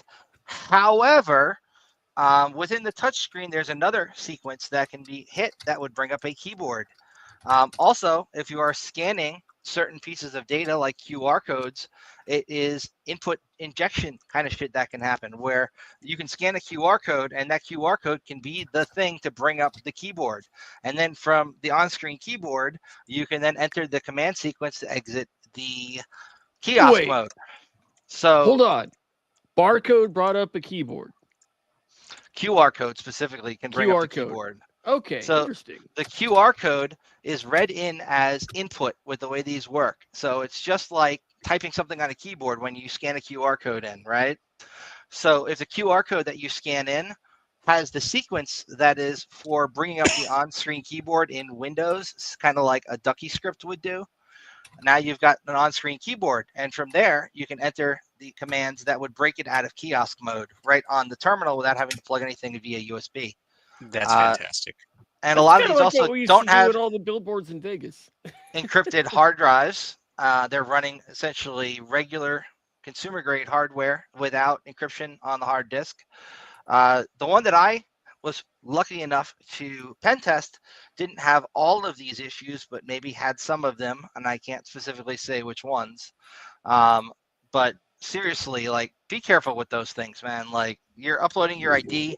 It's bad enough, you know, you don't want the government in your business. Use like whatever the replacement for local Bitcoins is. Also, local Bitcoins got popped like 8 times. So just be careful with your data out there, especially if you're involved in the crypto scene. That's what the podcast was initially going to be about, bridging the crypto gap, but we got far from that. Just be careful with your data regardless, man. Do those ATMs stolen? Just do those ATMs so do those ATMs allow you to like create a wallet and stuff like with your ID where it can scan it and verify you at anything like that? You have to have essentially a wallet already on your device. It can be on any wallet app that you want. It doesn't have to be like theirs. And usually it takes about 45 minutes, in my opinion, for a lot of these transactions to clear if you're using regular Bitcoin. If you're using Lightning, up to a week. But I've never seen it take that long unless you're paying an incredibly low transaction fee. But like the Bitcoin ATMs, generally it's going to take 45 minutes after you do your transaction before you can then come and get your money if you are trading in Bitcoin. And if you're buying Bitcoin, the VIG on these things is like 30% above market. So you're paying a lot more than you would on like a DEX. So just use a decentralized exchange and maybe stay away from Bitcoin at this point and use some of the other coins that are more privacy focused, like say Monero. Thank you. Maybe Pirate Coin too. Give a shout out to my friends over at Komodo who run their infrastructure and also gave me money for things in the past. All right, guys. Buy it here. We're going to be sledgeless for a minute. I got to pee. Sledgeless. We cannot be sledgeless. Yeah. Go ahead. Back to the Beyond Trust hack here. So we do have two exploits, one medium and one critical. I wonder if they might have been chained together in some way. So this other one, yes, it looks like it. I mean, it just the timing is off, right? Like, why would you if you didn't discover this before? And it appears that one of them was previously known but not fixed. So allowing attackers with admin privileges to inject commands. Yeah, so basically you're able to, so if you're an admin on that system, right, you cannot necessarily leverage the connections that other people make through it that you're setting up. I believe this allowed you to bypass that boundary, right? So you can essentially become a user of the connections and credential system, or potentially inject commands into other people's sessions. Damn. This is why you should just So- use Rust Desk and set up your own relay. I have the same problem with Rust that I have with all the other things that are coming out, that there's no supply chain security there, right? We still don't have a good way to verify original source and provenance at scale. So Rust provides better runtime for your malware that's injected in your, typo squatted package system. Yeah. Lambda asked about Piratecoin. That's R. So I used to see Piratecoin at a lot of the Vegas things that I'd go to. Oftentimes they had booth babes and more money than they should for being able to push a crypto coin. It seemed like they had quite a budget back then, but it seemed like it was bankrolled by one of their early investors. Piratecoin is supposed to be another one of those Monero-like coins. I haven't dug that much into how secure it actually is, honestly. I just know that Komodo has been involved with that for a while, helping with infrastructure and stuff. And Komodo is actually pretty good in terms of being like one of those companies that has sponsored people for like trying to do infosec stuff in the crypto space and make sure all those people don't get hacked. So shout out to those guys over there, and Jason specifically, who has personally given me money for like putting on security talks and conferences. So good bunch of people at Komodo. And I know that Piratecoin is like not officially one of their projects, but they do run a lot of that infrastructure, I believe. I think I'm supposed to know that even if I hadn't worked with them in the past. Full disclosure, I did maybe do some pen test type work for them. Okay. So Dataplex, while I was in the bathroom, I heard him say something about supply chain stuff. And we were kind of talking about that on another episode regarding that CrowdStrike attack. Right. So like, how do you maintain everything when it's built off of a bunch of little other things like software bill of materials is the official way you're supposed to be addressing it, but that Garbage. seems like it's a failed initiative at this point. Yeah, there's a lot of people pointing, basically saying that's too much to maintain. It's great that you have your dossier of crap that is broken, right? But if you can't act on it effectively, it doesn't matter. No, then you got this little tiny library and everything's standing on it, and then yeah, I'm actually gonna go big here and say CISA is kind of screwing up, putting out the advisory that people should move away from like C and C++ into more memory safe languages, because yes, those are you have those issues, right? But they're known issues. The languages right now, sure, they have better concurrency, they have more modern paradigms, right? But your supply chain is wet noodles, right? Straight from China. So Rust, Python, Node, right? Go, finding one that has actually established like a secure supply chain first and then built their framework on top of that. And I don't think it exists. And we even see like what looks like a secure environment with say node.js, right? And an app is like built securely. It's following all the guidelines that OWASP would scan. You say you scan it, looks good. The second they maybe take a deeper look at that source code, what a lot of these bad actors are doing is they're looking for package names of dependencies that are going to get installed with things like the package managers for these languages. And what they'll do is they'll register a malicious library with the same name as an internal dev name for a library that gets pulled in during compilation but isn't publicly available. And then when they go to recompile that, if that doesn't exist in their environment, it pulls down the malicious like NPM package, for instance, that is spelled exactly the same, and then incorporates that into the source code.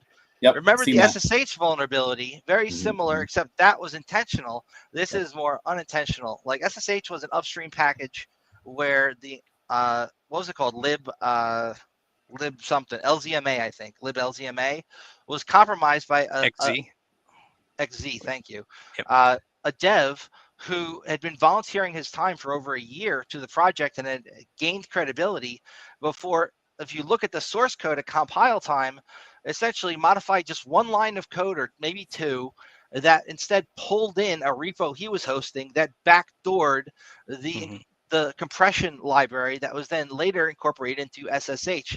And it's very much like that XKCD comic where it's all modern infrastructure and that one block and it's some dependency maintained thanklessly by somebody in their free time.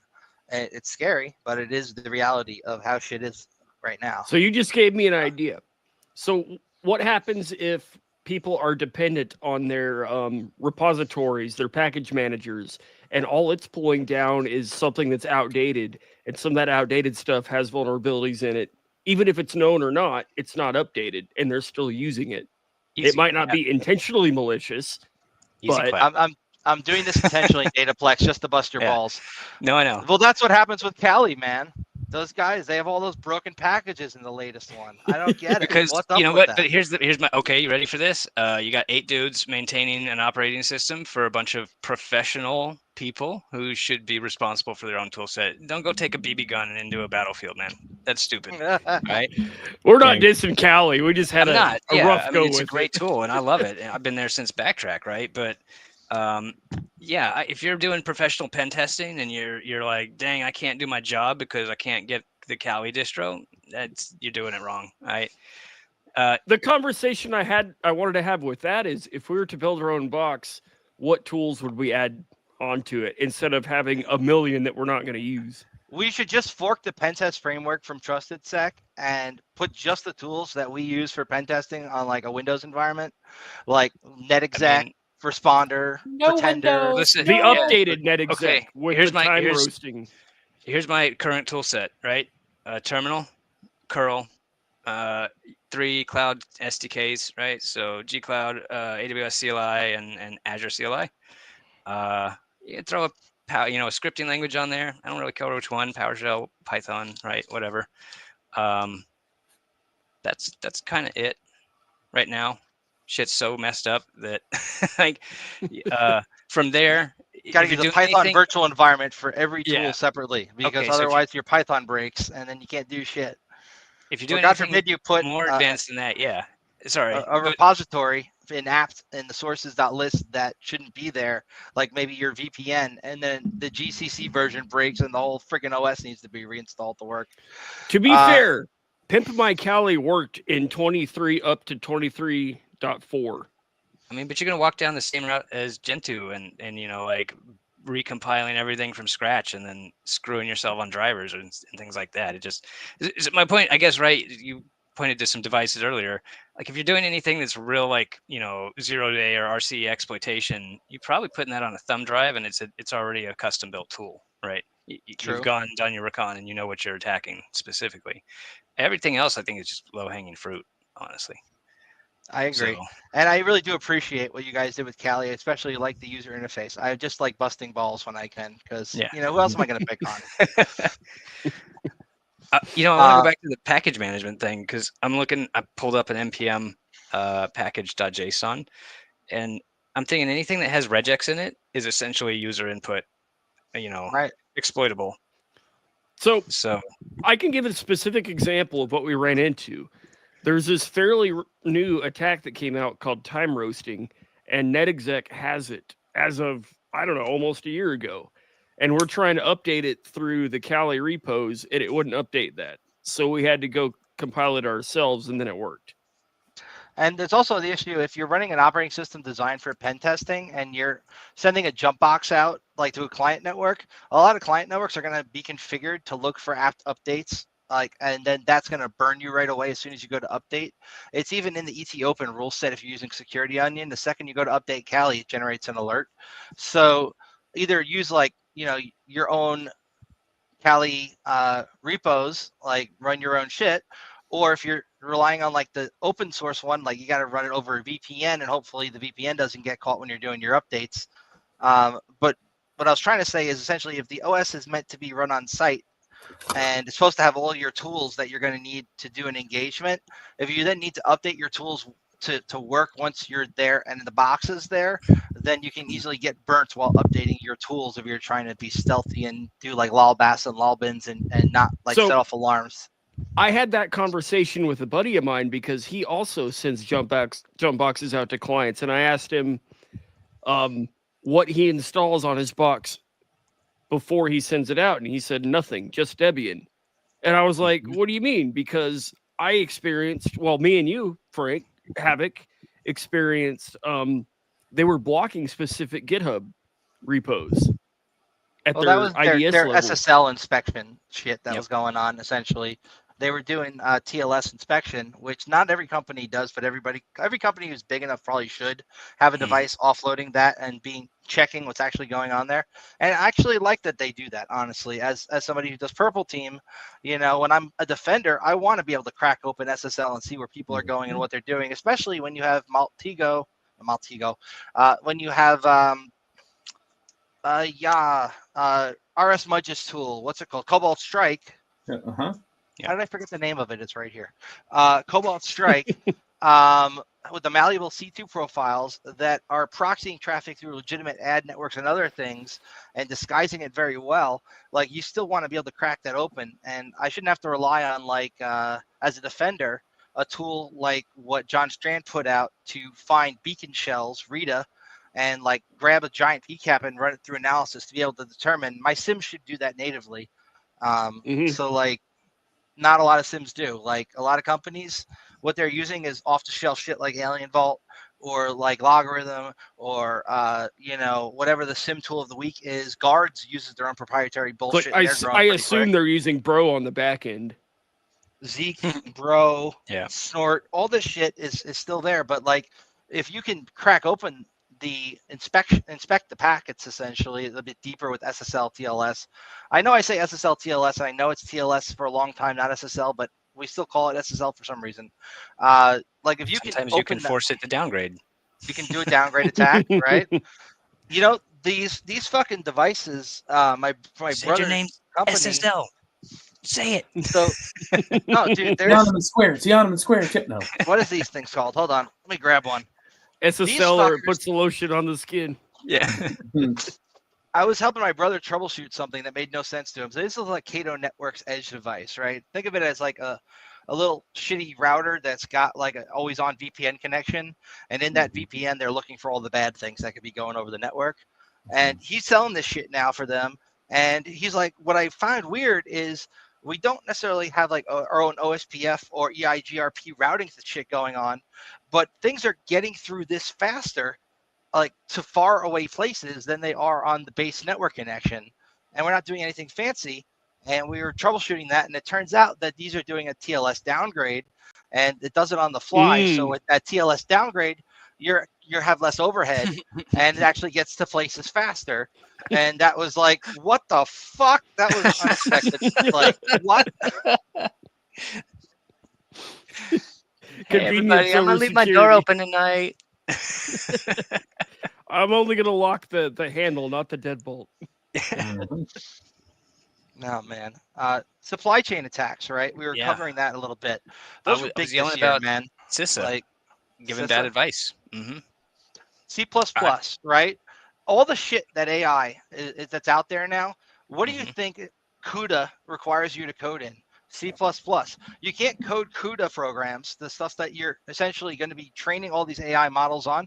Even if you're using PyTorch and all these Python-based frameworks that are out there, under the hood, the actual software that's running on the GPUs to interpret that and like run within their own little AI virtual machine type environment to execute your code if you're running Hashcat, or if you're training an AI model, or if you're even playing a video game, that's all C++.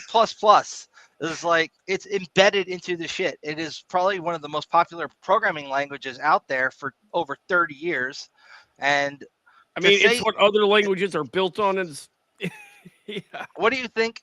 Like your Python is built from? It's like, yeah, you could say the linker and all that. It's assembly under the hood, but so is everything else if you really get low level enough.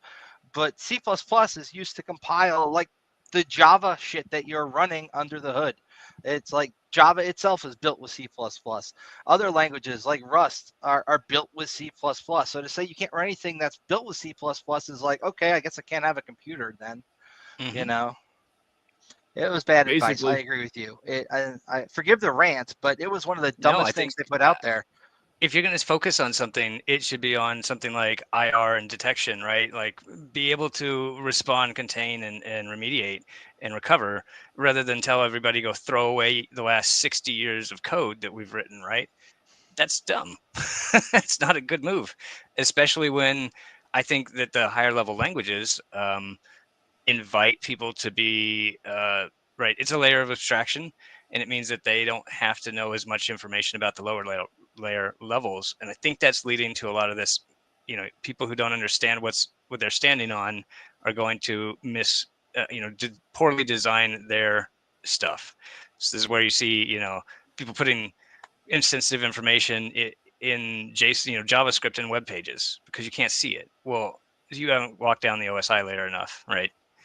So I think there's just better things for them to be telling people to do rather than throwing out all the experience and right capability we have with those.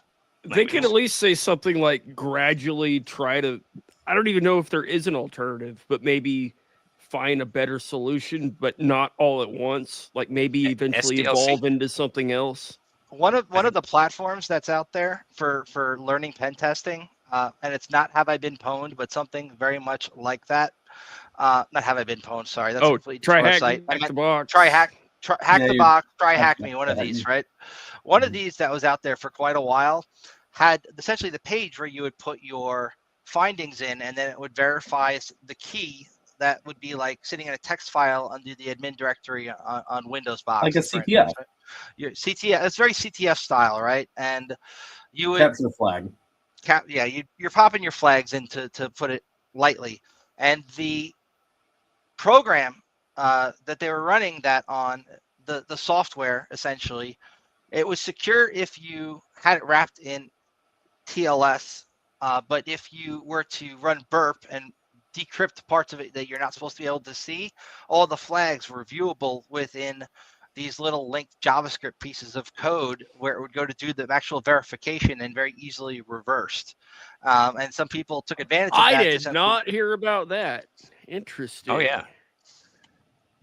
To then take not only the keys but like write-ups that were apparently also on that same machine that had been saved for whatever the fuck reason on the same box, and then they were selling that on like what's the name of that fucking place? Breach Forum? No, well, Breach Forum would be a good guess. I think you're talking about hack forums. Not hack forums or breach forums. This was the IAB marketplace that starts with an M that I'm forgetting the name of, that you have to solve like calculus to get into. Ooh, I know what you're talking about. Okay. Magbo marketplace, right? So if you were to like solve their bullshit calculus thing and get into their marketplace and give them $50 so that you can actually see the listings, all the listings for like 2 months were nothing but like all the boxes from this particular platform that I'm not going to mention. Their write-ups and the keys, and they didn't even know about it until somebody who was not me essentially told them about it. But it's like, this is the shit web devs who are even taught secure coding practices fuck up. So like what do we have in terms of like an edge device that's going to be sitting on your network, like a Palo Alto Pan OS device, for instance, if you got a lot of money, like years ago. Well, which incidentally just hit CISOs, Kev, as well. This comes down to, you could have the silver bullet on your network, but it comes down to the person operating it and configuring it. Mm-hmm. Years ago, Kelly Lum, rest in peace, gave a great talk at SummerCon, New York, called Out of the Kitchen and Into the Fire, where she took essentially the web-facing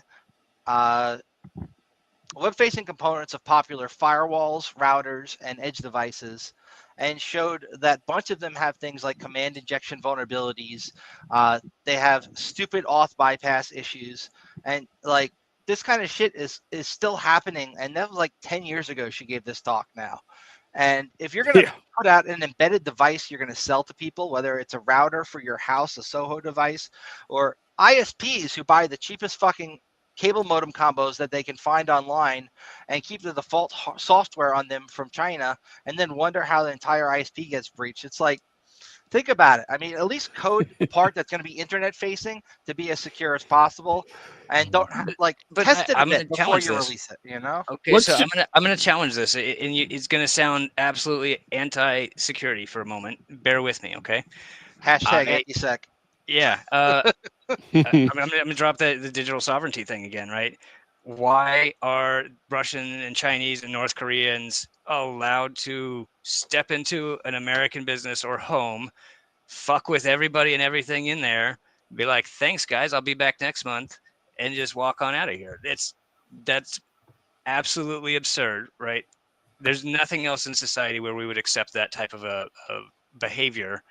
And I'm going to reverse it and say that engineering got way out of control and is because of the efficiencies it affords, right? People still burn their house down, right? Every year gets cold. Somebody's going to bring us, a stove inside or something, and either gas themselves to death or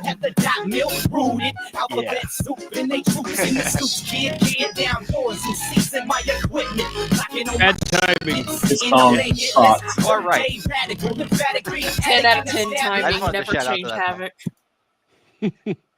Too loud. That's what I Sorry. thought you said. Is I pound killed it. anti-sec. And I was like, yeah, it's that's like- how YTC rolls in. Fire smoke detectors, right? Like, why aren't there better ways to translate the risk and reward of this stuff for normal people? It's the best way I quick- can say it. So quick- to address quick your tangent. sovereignty point, when you Uh, say these other countries can just come in, I assume you're talking about like our hardware manufacturers. Is that I'm what you're talking about- saying? Or No, if a literal like state-sponsored troop of Chinese soldiers rolled into New York and was like, we're gonna stop by the bank, visit the vault, right? Go maybe steal some identity from your grandmother's over here at the nursing home, and then fuck up this hotel. And thanks, it's been great, and we'll be back, right? So- They get back on their plane and they fly off. right. So We would be without the blasting shit anecdotes, are all you over the talking place. about like IP spaces, or what are you talking about? I don't know, right? That's it's not. We sold out sovereignty for growth, and now we're paying for that, and we need to understand what that looks like for America, because to this point we've relied on physical sovereignty, right? The oceans and the mountain ranges that we have. It's literally impossible to invade this country unless Except it's a for the psyops, internet. right? Yeah. So So if one other thing, real quick, as a former firefighter, or at least volunteer firefighter, smoke alarms, right? There's two different general types. There's these ionization ones, and there are these ones that are like photoelectric that employ this light beam and sensor to detect particles. fucking lasers. Fucking lasers, right? The ionization ones, they have Laser beams Americanium on their heads. 241 in there, like a radioactive element between two little electrical plates. They're really like the best smoke alarms that you can get, because they'll detect like a fast burning fire, a slow fire from like liquid or wood, or like any kind of smoke and shit that shouldn't be there. Whereas these photoelectric ones are not as good. They'll only detect like a slow burning, smoldering fire, or like a fire that's from like furniture burning and shit. Yet NFC, the National Fire Code, doesn't say which type you have to have in which place, leading to a lot of companies buying the cheaper ones and ending up not catching a fire until it's too late. And I just wanted to bring that up as a interesting side note, and that's all. Extrapolation question for you, Havoc. What's the difference between one that can and cannot pick up cigarette smoke? A piece of tape. I was gonna say the one that actually has batteries in it. Yeah, removing the battery. That's why a lot of them are hardwired in, and they actually have in your lease for some apartments. It says that if you disconnect the hardwired smoke alarm, even if you replace it with a battery operating one, you're in violation of your lease, and they don't have to rent to you again. They don't need to know that. And I lived in an apartment complex a couple years ago that we knew when new neighbors showed up because they would cook for the first time, and the smoke alarm literally sat right above the oven basically, and it was like smoke alarm would go off, they'd be yelling, and we'd be like, oh, we need to go visit the new neighbors, right? Hey, a good so sear on a steak. everybody if the smoke, disconnected. if the smoke alarm doesn't go off and you're searing a steak, you're doing it wrong.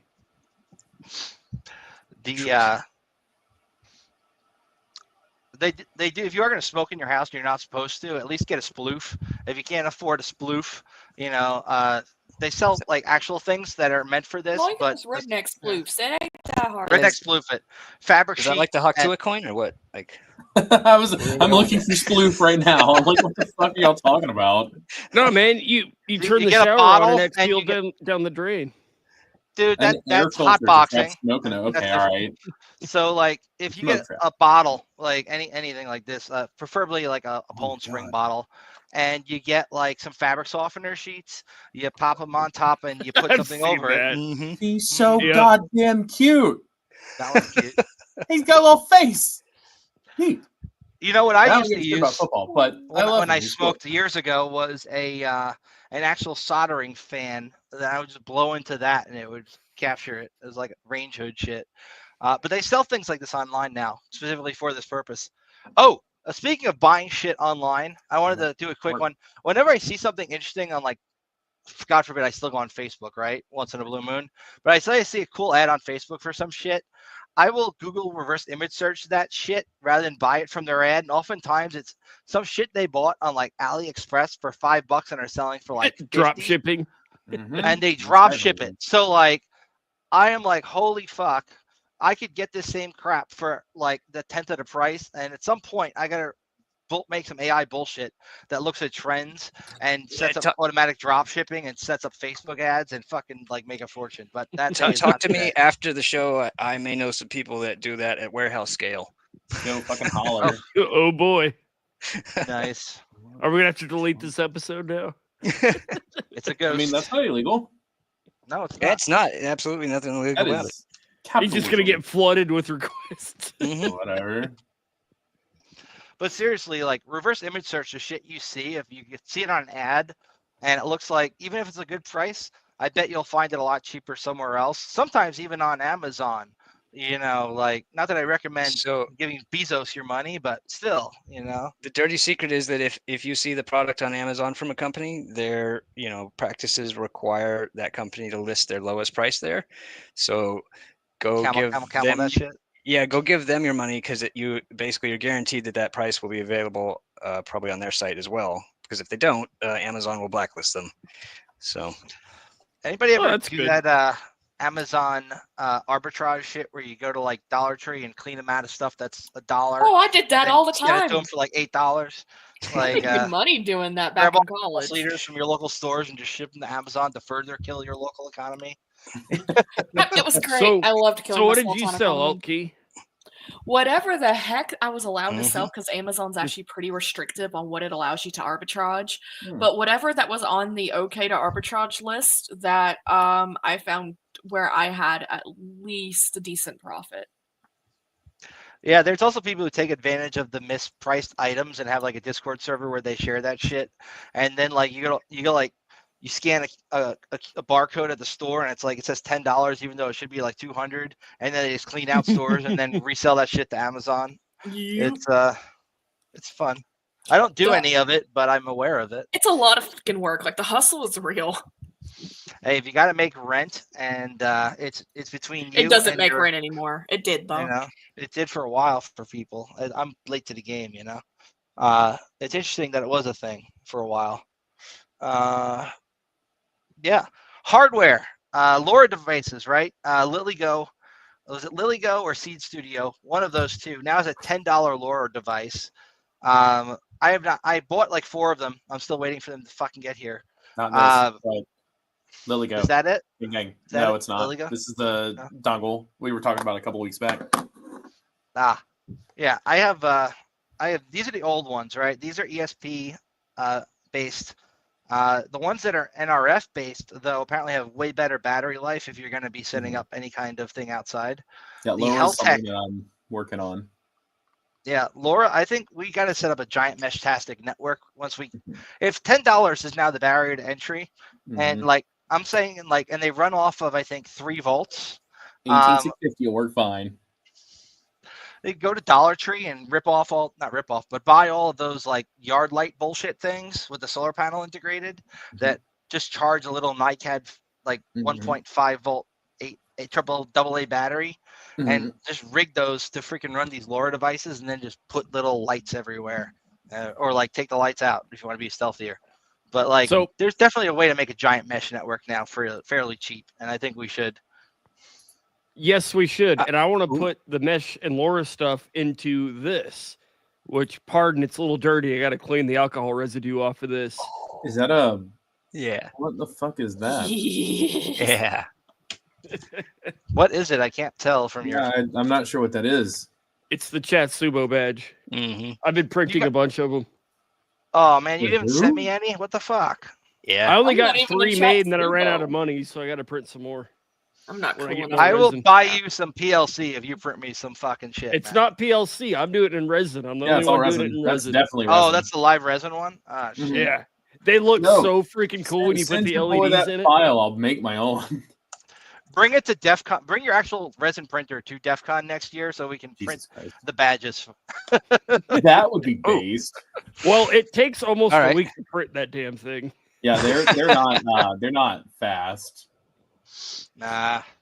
Yeah, So- shoot that if you're willing to shoot that file to me, Sledge, that would be pretty sick. I mean, you could help too, but I've already got my other STL? guys working on it. Oh, I just want Send one. it to I'll Delchai make too. my own. I mean, he's got a regular 3D printer, but maybe he could print it too. But I'm happy to throw some together for you if you would like. I don't care.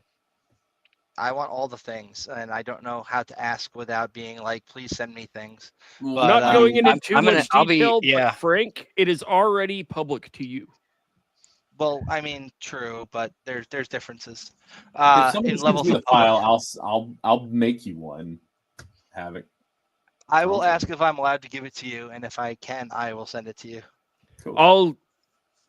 I don't know. What printer do you have, Strong? The same one that you have. Give it a shot. So- I've been having a problem since I put that magnetic thing on my plate. I can't get anything to fucking work. I'm pretty sure I can Occasionally- figure it out. Most of the time it's a razor, but sometimes it's a dildo. There we go. I am finding at my local thrift stores lately, a lot of people are dumping these Nighthawk routers from Asus and Netgear routers, like that are like AC, and a lot of these are decent routers. I think it's because ISPs are now just giving away essentially the router with the cable modem as a combo unit. The ones they don't So- support anymore. Yeah. The ones they don't support sure and you that are flash it. shit, and that they then try to upsell you like some mesh bullshit for your house in order to get Wi-Fi to point A to point B. That's God, I hate that shit.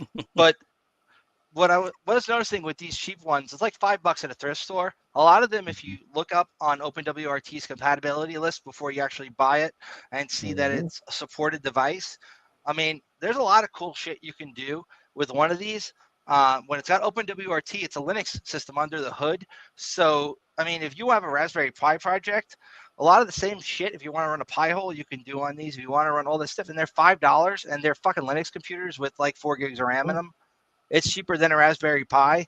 I don't know why people aren't just snatching them all off the shelves at this point. I do it when I see them, but I'm Jump surprised in there's here? still any there. Yeah. So, on the Okay, topic one of second. Pi-hole, well, can let you? Dataflex Does talk. anybody? Okay. Yeah, all right. Sorry, lost my train of thought there. So, damn. Nope. Go ahead. Pi-hole. Rest in peace.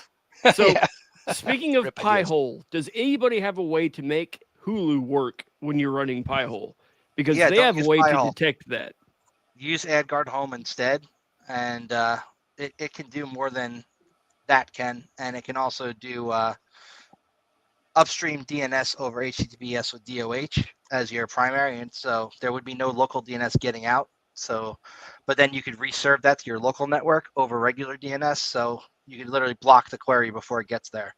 When it comes to Hulu, Still, I don't know if that specifically, would work. Maybe I'll try it. there's sometimes some tweaking if you're using like an Android TV box, a Roku, or something like that, because I don't know where the hell they're getting their ability to get past like very good block lists, but it seems on a computer at least, it's using regular DNS usually, and you can just bypass a lot of them. Like YouTube Premium started actually hosting shit on YouTube now for the ads rather than 8 ad networks, so that it's harder to block it. But when it comes to like Hulu, they're still using third-party ad networks to push those videos. So you can block them if you can identify them, and there are some good lists out there for that. Specifically, That's the AdGuard thing, Home. though. It runs the same hardware. It seems like Hulu has a way to detect if you're blocking ads, because every time I tried, everything else worked, but not Hulu. It would throw an error message, and I can't remember what that message was. Huh. There's Well- different ways to solve that one, but I am not going into that on this show. Yeah. All right. There's I'm gonna ways. run back to my couple things here. Hardware projects. Cough, cough, plex. Yeah. Well, potential. Yeah, whatever. For educational purposes only. All right. So, distributed mesh network, right? Wireless. Talking about Meshtastic, right? Are we confident that we could deploy something like that that's not going to be used against us in the same way that these other, hacks are going on?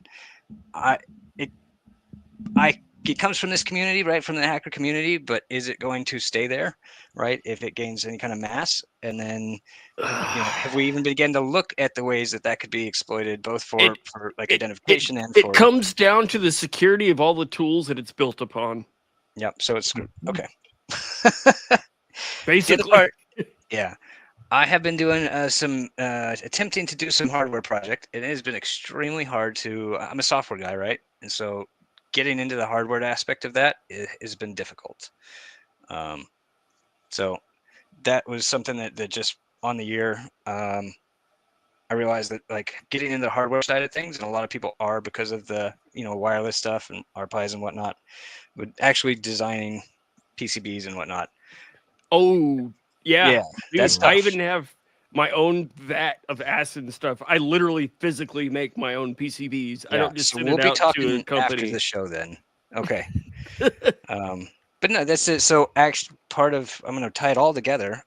This concept of a smoke detector, a digital smoke detector that has like Pi-hole that you could deploy on old commodity hardware by flashing OpenWRT, right? And I wanted to put Kali in there because as a firefighter, I want a set of tools to come into the house and like use, right? If it's already owned, that shit's already in your network anyway. So give your defenders a decent fighting chance, but give a platform that bridges this gap between normies, techies, and the threats that still uses like commodity hardware. And I think if we did that, the stuff with Meshtastic would take off a lot more because we'd be more confident and be able to connect all that together better. The problem with the firefighter analogy is that would mean the firefighters have access. So that means a built-in backdoor somehow.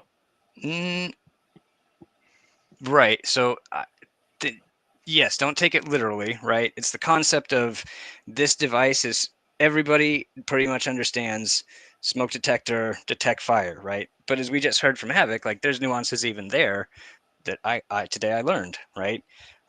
Look out for laser beams and cover with tape if you're, in your 20s. Fucking lasers. But so yeah, it's kind of an odd friction. Do we put more wireless devices that may enable greater scale spying and abuse of that human element? And then how do we enable people who want to do projects, hardware projects, to shorten that learning curve and the costs and the gaps, right? To put some people that have ideas out there that just are struggling with that initial bootstrapping. Mm-hmm. So Red Balloon, at least for enterprise, has a product that for your black box devices that are like your IoT shit, your edge devices, routers, IP phones, shit like that. They have this ABR thing that I don't quite understand how it works, but apparently it's able to inject itself into the operating system, whether it's RTOS or whatever else, get like low level and turn off services that aren't needed, and like actually harden a lot of these devices that are otherwise unhardenable. Ong is a guy I know from New York. When I used to live there, I used to come out to the SummerCon conference and talk about this shit, which is what kind of triggered this. But like his team does like that is their kind of niche is like protecting embedded systems. So there are companies that do it, probably competitors to him as well. And like just getting that to a consumer level where there could be something on your device, like something sitting on your home network that would protect you from all this bullshit if you're not a millionaire who can afford to have your own SIM looking at all your traffic. Right. So I kind of think it's of it more another as like the fire rootkit. extinguisher, right? It is a smoke detector attached to a fire extinguisher, right? Maybe it sits under the sink and you don't plug it in because you don't want it to get owned. But if you have questions, maybe once a month, you walk around just like you're supposed to test the batteries, right? And pop it on there, see what it says, pull it off, right? And go about your day. So this begs the question: does it have internet access? Because this comes back down to that CrowdStrike conundrum. It's a rootkit. What happens if your rootkit gets The popped? rootkitted. It is popped. That's the thing. We gotta understand, like, it's all compromised anyway. So if we're starting from assumed compromise, then I'm okay with the risk of that versus not having any kind of, At least know you're fucked when you basis. get fucked. Right. It's what part of the CIA triangle is going to suffer the most: confidentiality, integrity, or accessibility. It's always going to be one that's getting fucked either way. Assumed breach, by the way, Dataflag's great point, is a really good way to look at things. I mean, you already should be segmenting your shit. And I was yelling at Sledge the other day for running stuff not in his DMZ that he should have been. But like you should really. Hey, you told me to be noisy. I'm a very different viewpoint on this. I lean into the pain. I do segment my stuff, right? But I think that basically society's got to feel enough hurt from this to change. Right, we're not doing it with regulation. It's not like your average consumer is going to be setting up VLANs and guest Wi-Fi networks. They should. But they should. But I mean, They should. if it could be more accessible without the need to configure it like an IT guy does, I mean, you don't. Not everybody's got a network engineering background, right? So despite ubiquity, your average guy in the street start talking about VLANs, they're going to start glossing over and start going on their phone and scrolling on TikTok. It's like you got to make it accessible. They blocked Pornhub, man. I don't. Yeah, VLANs are off limits now. How dare they? How dare you? Oh God, I just realized how much security stuff that used to be kind of just, our kind of specialist thing is about to become common knowledge because of the Pornhub blocks. Oh yeah. Well, all the people who shill VPN products, they don't say it on their YouTube videos. They're like, watch Netflix from a country. No, Netflix is not going to be unblocked on most VPNs. But what will be is Pornhub. I'd respect them so much more if they told you this VPN is for jerking it. I mean, there are VPNs that showmeass.com. Hide my ass. Show my ass. There you go. I now have $1 million VPN idea. Hurry up and copyright it, guys, before someone watching steals that. Okay. It actually stands for it's not that funny. The Vag Penis Network. There should be something for home users like that would replace the old router, right? Some kind of device that it doesn't have to be super great fucking hardware. Even something that's running now that Chrome has Manifest v3 and they're letting all the fucking shitty ads come back into your stuff. Like a regular ad blocking server that would be embedded into a router would not be that hard to do. Right. With pre-built block lists that update automatically, since you're not letting us fucking have control of our own browser's plugins and making us load versions in the cloud that you won't let have more than X amount of entries. Like, okay, well, if you're going to take away our ability to do ad blocking from the most popular browser in the world, and maybe it needs to be a more accessible consumer-grade solution that can just be super cheap, so it's accessible to everybody and able to like filter out at least the malicious ads that will pop a lot of people. Like you would be surprised how many stupid small is the wrong way to put this. How many small and medium-sized businesses that don't have a dedicated IT team that might be using an MSP to watch over their infrastructure have no protection against your average user who everybody's probably got local admin anyway, goes out to the internet to look for their favorite program. They go to download it, but instead of downloading it from the regular site, it's whoever paid for the most Google ads that now has the top entry. They click it, and they get their program, and they also get a shit ton of malware on their box at the same time. As it listen, we were all told to just download WhatsApp and Signal by our government. Like it's screwed, right? So, You know, and and I don't like first, that shuts down those right. That hurts our business, and that helps like Amazon become a monopoly, right? That's my problem with it. Can we go back to securing personal networks for a second, like VLANs, making it easy for the consumer? Mhm. I would highly recommend. Ubiquity has this thing called the Dream Machine, and it's not rack mounted anymore. You can just set it on a counter like you would a normal ISP's router, and you can configure it in a nice GUI to do all sorts of really nice security things. And I bet you there's a market there that somebody could script out these configuration settings to just boom, you're instant secure. You've got a VLAN for your IoT stuff, your light bulb, your switches, your ring bell doorbell, your Yeah. Wi-Fi, your guest Wi-Fi. They could probably script that out. that's a Yes, so $300 that's device, and it's not even for sale anymore. But I'm What? saying is, if like, yeah, I'm looking at the webpage right now. I'll share it here. it gets complicated actually, and this is something I've been getting more passionate about this year actually, and we're at 2:15, so I'll probably wrap with this. But I kind of stumbled on digital literacy, and then actually being able to walk somebody through, and I'll put this out there just because I would love to see people work on this, and I know there's people working on this in the space, right? But one of the things that is happening, right, is and why you get into trouble with stuff like this, right? Parents and children and abusers, right? It just immediately goes into this sticky, nasty like situation of, well, are you providing the opportunity for somebody at the home to hide their activities, right? Or are you enabling them to be safe? Okay, let's just get past that and say, if you assume breach, and we assume we don't want our society breached because we want people to have safety and security in their home, and we will hold them responsible for their personal actions there if that harms somebody else, right? Take that out of it, right? Giving and going to this whole porn thing, right? Like nowhere else would we allow a child into like a head shop or a porn shop, right, or a bar without ID. Got it, right? Where does that need to happen? And how do we enable parents, children, adolescents, right? That the transition from child to adulthood right now, and identity, data security, right? That's all education stuff. And I don't think until we have that common ground in education to say, as a parent, you do have options, right? Make a network for your children, and that network, right, represents like all of their devices. You have a network for work. You have a network for your, IoT stuff, your Ring doorbell, right? That's kind of like just a wizard or a walkthrough, but it needs to be supported by tools that are commonly understood and that we can, right, have those common conversations about. They kind of do that with those tablets that you get with kids that are wrapped around the rubber and they can only access certain things.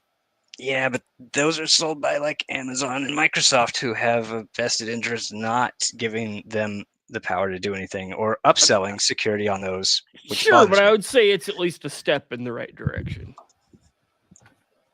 Possibly. Yeah, I mean, it's a complicated topic, and it's actually what I'm going to be really kind of focused on in 2025. So, That is a very good point. I just wanted to add to that. Like, if you're a parent, I really think it's irresponsible to just give your kid a tablet and like let them loose on the internet nowadays. Everything from the people who do like sexual exploitation of minors and tricking people to go across state lines and meet up with them, and to just like content that's just not age appropriate for people. It's like when I was a kid, my parents didn't let me on the internet. I had to find ways of stealing AOL with fake credit cards to get on the internet. It's like they thought I was just chilling. I was on the 800 number using Credit Master 4 and prefixes and getting my ass online. And like kids nowadays, if we want to have a better infrastructure, we want people to actually have like hackers in the future. All these people who've got their phones glued to their heads, and like they do not have an ability to focus for more than 5 seconds without scrolling through social media. Like, wait till your kid's old enough before introducing them to these things. I think like if your kid's determined enough, he's going to get past anything you as a dumbass adult are going to be able to set up anyway. So that's not true. That's not true, man. My kid's never stolen my car, not once. But did they download a car? It comes down to like education and your ability to be responsible as a parent, right? Like you have to take that as an active role. Yeah, but right, assuming you're a responsible, doing the right thing parent, right, and you don't know shit about technology, or even if you do, right, that conversation is difficult. They go to school. What are they going to do, about their friends' devices and stuff? It's like States when I are was in trying to school, we'd legislate hand it. out They're porn like, or- you can't be on social media till you're 18. I don't think that's the right way to go about it either. Legislation is definitely not the answer. Dude, when I was in school, I didn't have internet till I was 16. We would hand like CDs around. 89% of frisbees back in the early aughts were AOL discs. Hell yeah. I listen. I made a mint putting additional content on AOL discs and passing that around to people that didn't want it looking like what it was, right? So that was fun. Thank you for the discs, AOL. Appreciate you. It took a lot for me to get online too, right? And then when I got there, I found some pretty horrifying truth about the world and everything. So carry I'm that a baby. around. I had the internet since I was 5. Y'all had to work for it. I want the ability to okay, as a parent, right? You're going to get online. I'm not going to prevent my kid from having the same standing as other people in the world when they get there.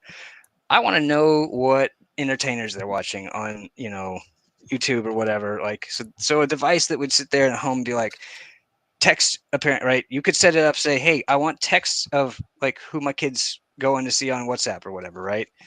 And that way you could just browse through there. There's different levels that you could take that, right? I want to block or I want to on your children and violate their privacy. Yes, because you're a parent and you're responsible for their identity until they're 18. That's the thing. How would you be able to see that? Because on a network level, you would see, hey, they access TikTok or whatever. Well, you got to put spyware on their phone, obviously.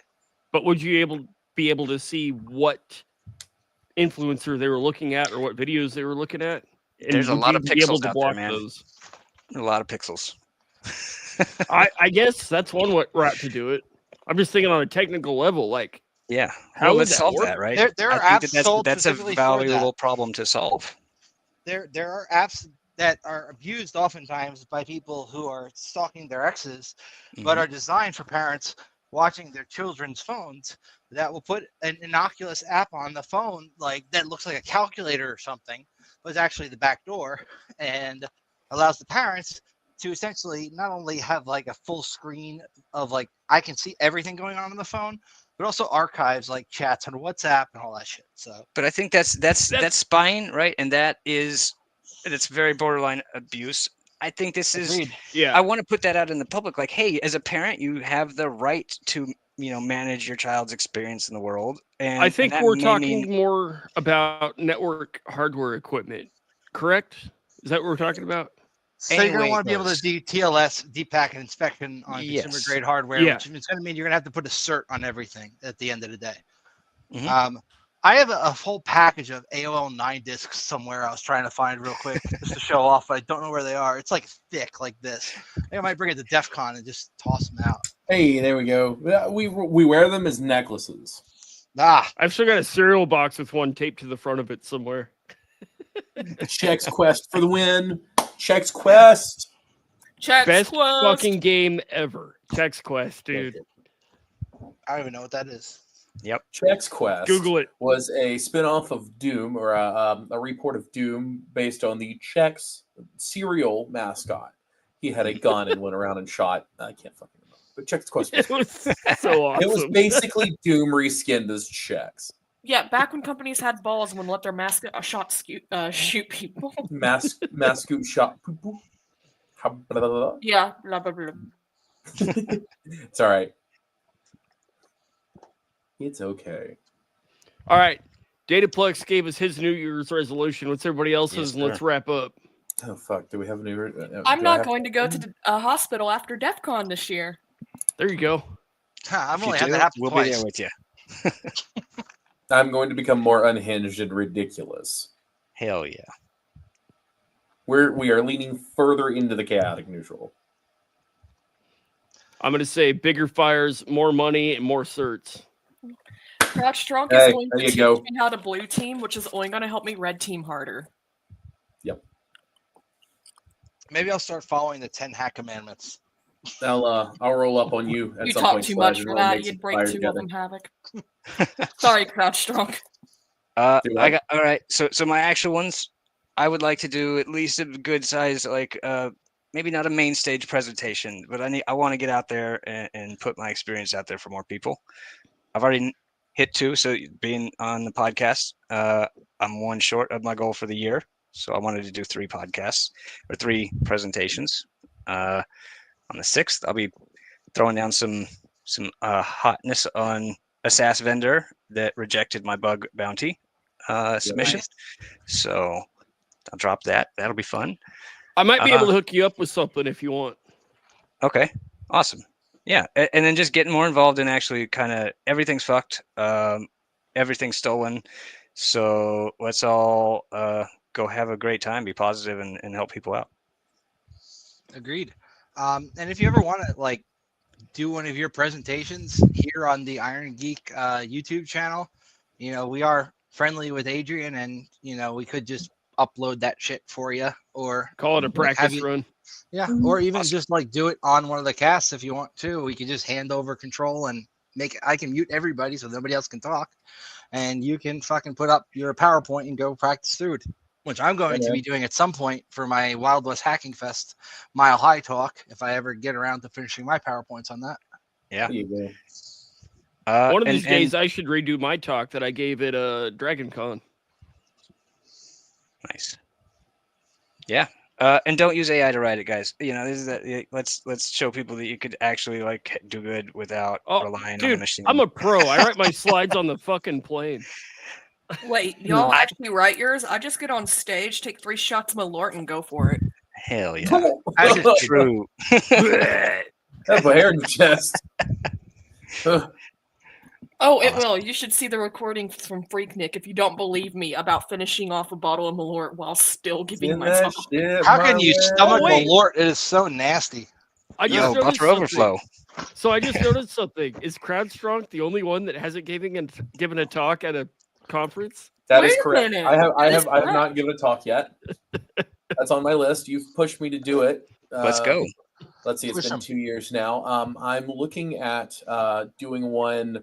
I made some really good friends at the conference that I went to earlier in August, and I'm going to try and put something together for those guys. If not this year, then next year. But I'm in really close with their security folks, so we'll see what happens. Nice. Crowd strong. But it's about time to do the damn thing. I'm gonna be there really just to like sit in the back with a shit-eating grin to try to make you laugh.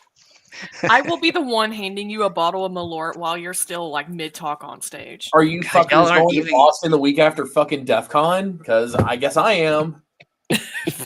Y'all aren't even, DG. Like, I'm the one fucking with your laptop while you're up on stage. You can't come over and tell me no. Dude, why is it not projecting? Oh, that was me. Joke is on you. I'm bringing paper. The most evil fucking idea ever. I'm loud enough. I don't need no microphone. I got laser this pointer or Guys, some shit. Yeah. You know the slide clickers to move your PowerPoint forward that have like a laser pointer on them? Oh yeah. We make a bunch of backdoored ones of those and give them out at conferences to people giving talks. Oh Have my it do a god. delay. I'm going to say that has been done before.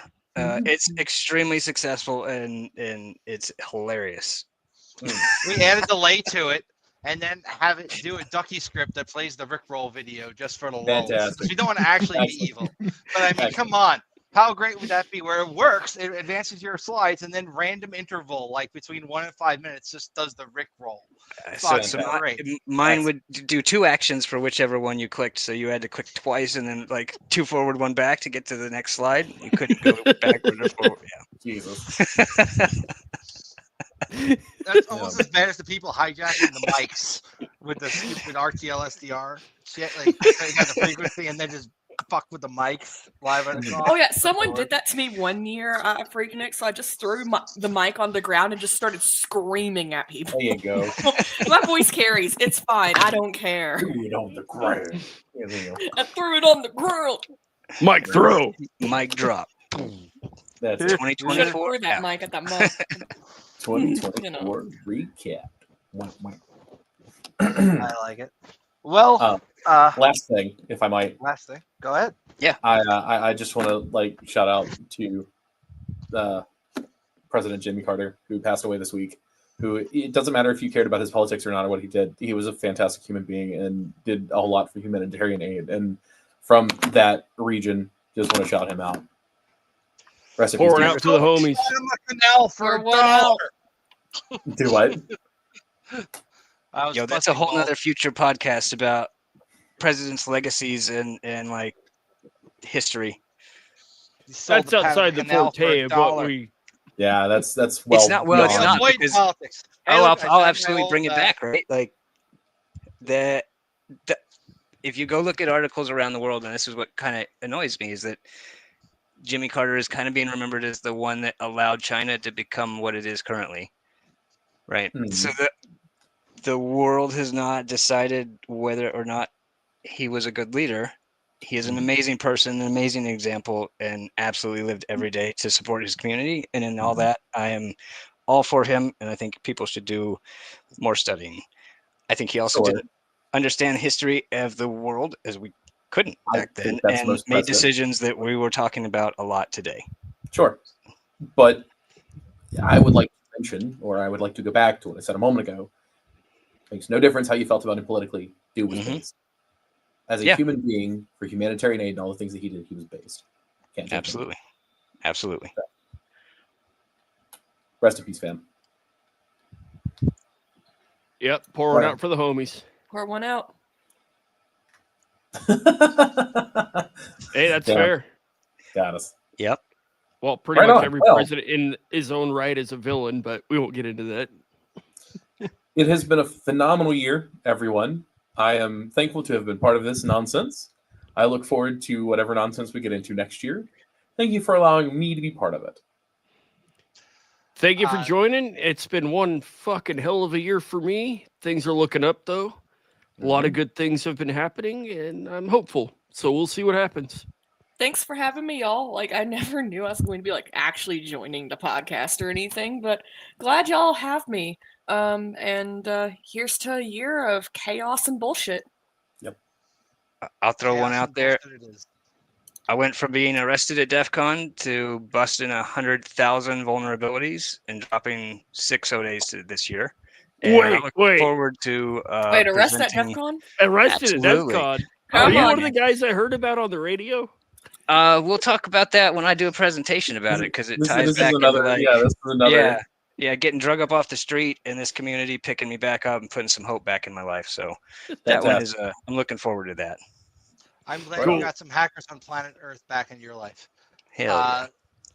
So I just want to thank all of you for coming on to this podcast with me and making it what it is now and what it will be in the future. I really missed doing this with Adrian and Cameron and BSD Bandit and all the other people who used to come on here. It was literally my socialization for the week, because I do work like a dog, despite the fact that I joke around a lot. I am often very, very busy. I work multiple jobs trying to keep my head above water, just like a lot of us do here. So the fact that I have this to come to every week and enjoy some time with some really cool people, shoot the shit with people who kind of get me, it is invaluable to my mental health. And so I just want to thank all of you for both the weekly cast that we do and the participation in the group chats we have on Signal, and our little Discord server that nobody goes on to. I appreciate all of you, and I hope you all have great New Year's. And for those of you who are looking for employment, like Evelyn and Sledge, these are some very talented folks. If anybody out there who's listening is looking for somebody to perform either penetration testing or secure infrastructure design, or pretty much anything under the sun when it comes to infosec, there's a lot of talented people out here who are looking for work. Sledge, I can personally vouch, really does know his shit when it comes to pen testing, as I've worked with them. And Alti really does know her shit when it comes to setting up infrastructure, and she's been helping us with that, and also doing website design and plug our website. And I know He does good shit, even though I haven't worked with him in a professional capacity, as well as break DPX. things. He breaks things. I break things too. If I could pan around this room, you'd see about half the things are broken, but not in the way that you're describing. So I just want to say thank you all. I appreciate you, and also our viewers. We appreciate you too, man. I'm surprised people tune into this still, and I'm happy that you do. Thank you. Every for now and then I all the see 300 views, and I'm stuff. like, what the fuck? Yeah, it's very, very nice to know that people are Making an even impact. listening to this online, not just shouting into a void. I'd be shouting into a void anyway, but eventually it would shout back at me. So thank you all. All right. That's called BGP flapping, and we can talk about that offline. Cheers, y'all. Kinky. Peace. Kinky. Cheers, All right, bitches. hackers and cyber warriors, it's time to encrypt this episode and send it out into the digital ether. Thank you to Sledge, Delchi, CrowdStrong, and Altkey for another epic nerd out session. And a special thanks to our guests for joining us. And to all our listeners out there in the cyber trenches, patch fast, encrypt tight, lock down your ports, and leave no backdoor open. Hunt threats like it's open season. Keep your passwords long, your MFA enabled. Don't use SMS as a second factor. Keep your malware signatures up to date, your critical data backed up, and your network locked down like Fort Knox. Until our next PunFest, stay vigilant, stay curious, and above all, stay CounterSurveil. Whether you're pen testing networks or hardening your own defenses, remember, in the game of cybersecurity, you're either the hunter or the hunted. So sharpen those skills, mask those IPs, and we'll see you on the dark side of the net. This is CounterSurveil. Crypto dreams and data streams. Listen close, it's closer than it seems. Break the chains, let knowledge spree. Decrypt the lies, set information free. Sneaky tracks the blockchain's veins. Knows the player's chains and gains. Rallies hard against the status quo. Spreads anarchy with every blow. Havoc, masters, breach and defend. Purple team tactics beginning to end. Builds C2, then unleashes hell. Stealthy ops, no trace, no tell. All key adapts, no challenge too tall. Overcomes the odds, conquers it all. Nothing she can't handle, no firewall too tough. Coding or cracking, she's always enough. CounterSurveil in my ear. Security we engineer. Learn the truth, don't disappear. CounterSurveil, we're right here. CrowdStrong sees it all, blocks every attack. Blue team fortress, got everyone's back. Protects the field where we love to play. Ensures we'll hack another day. Sledge tears through with red team might. Hammer systems in the dead of night. Popping shells left and right. Never backing down from the fight. Delphi's fortress, no breach, no slack. Takes no shit, defense is stacked. Runs the MSSP, a one-man crew. Goth DJ vibes with a comic view. Hackers with disabilities leading DEF CON. Blue team beast turning threats to gone. CounterSurveil in my ear. Security we engineer. Learn the truth, don't disappear. CounterSurveil, we're right here. Crypto dreams and data streams. Listen close, it's closer than it seems. Fix the flaws, clear out the fog. Protect the world, unleash the logs. Havoc breaches, defends the core. Sledge swings hard, systems hit the floor. Sneaky tracks, unmasking every scheme. Alt key rises, conquering the dream. CrowdStrong shields, unwavering might. Delchi stands tall, relentless fight. CounterSurveil, the hacker's creed. Together we rise, fulfilling the need.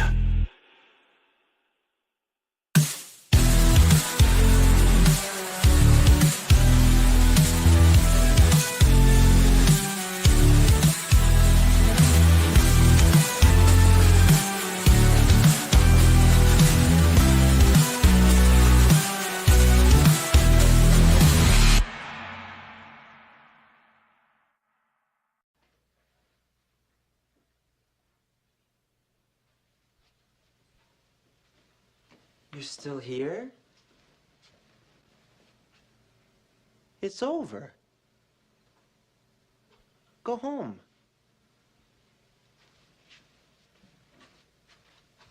Go.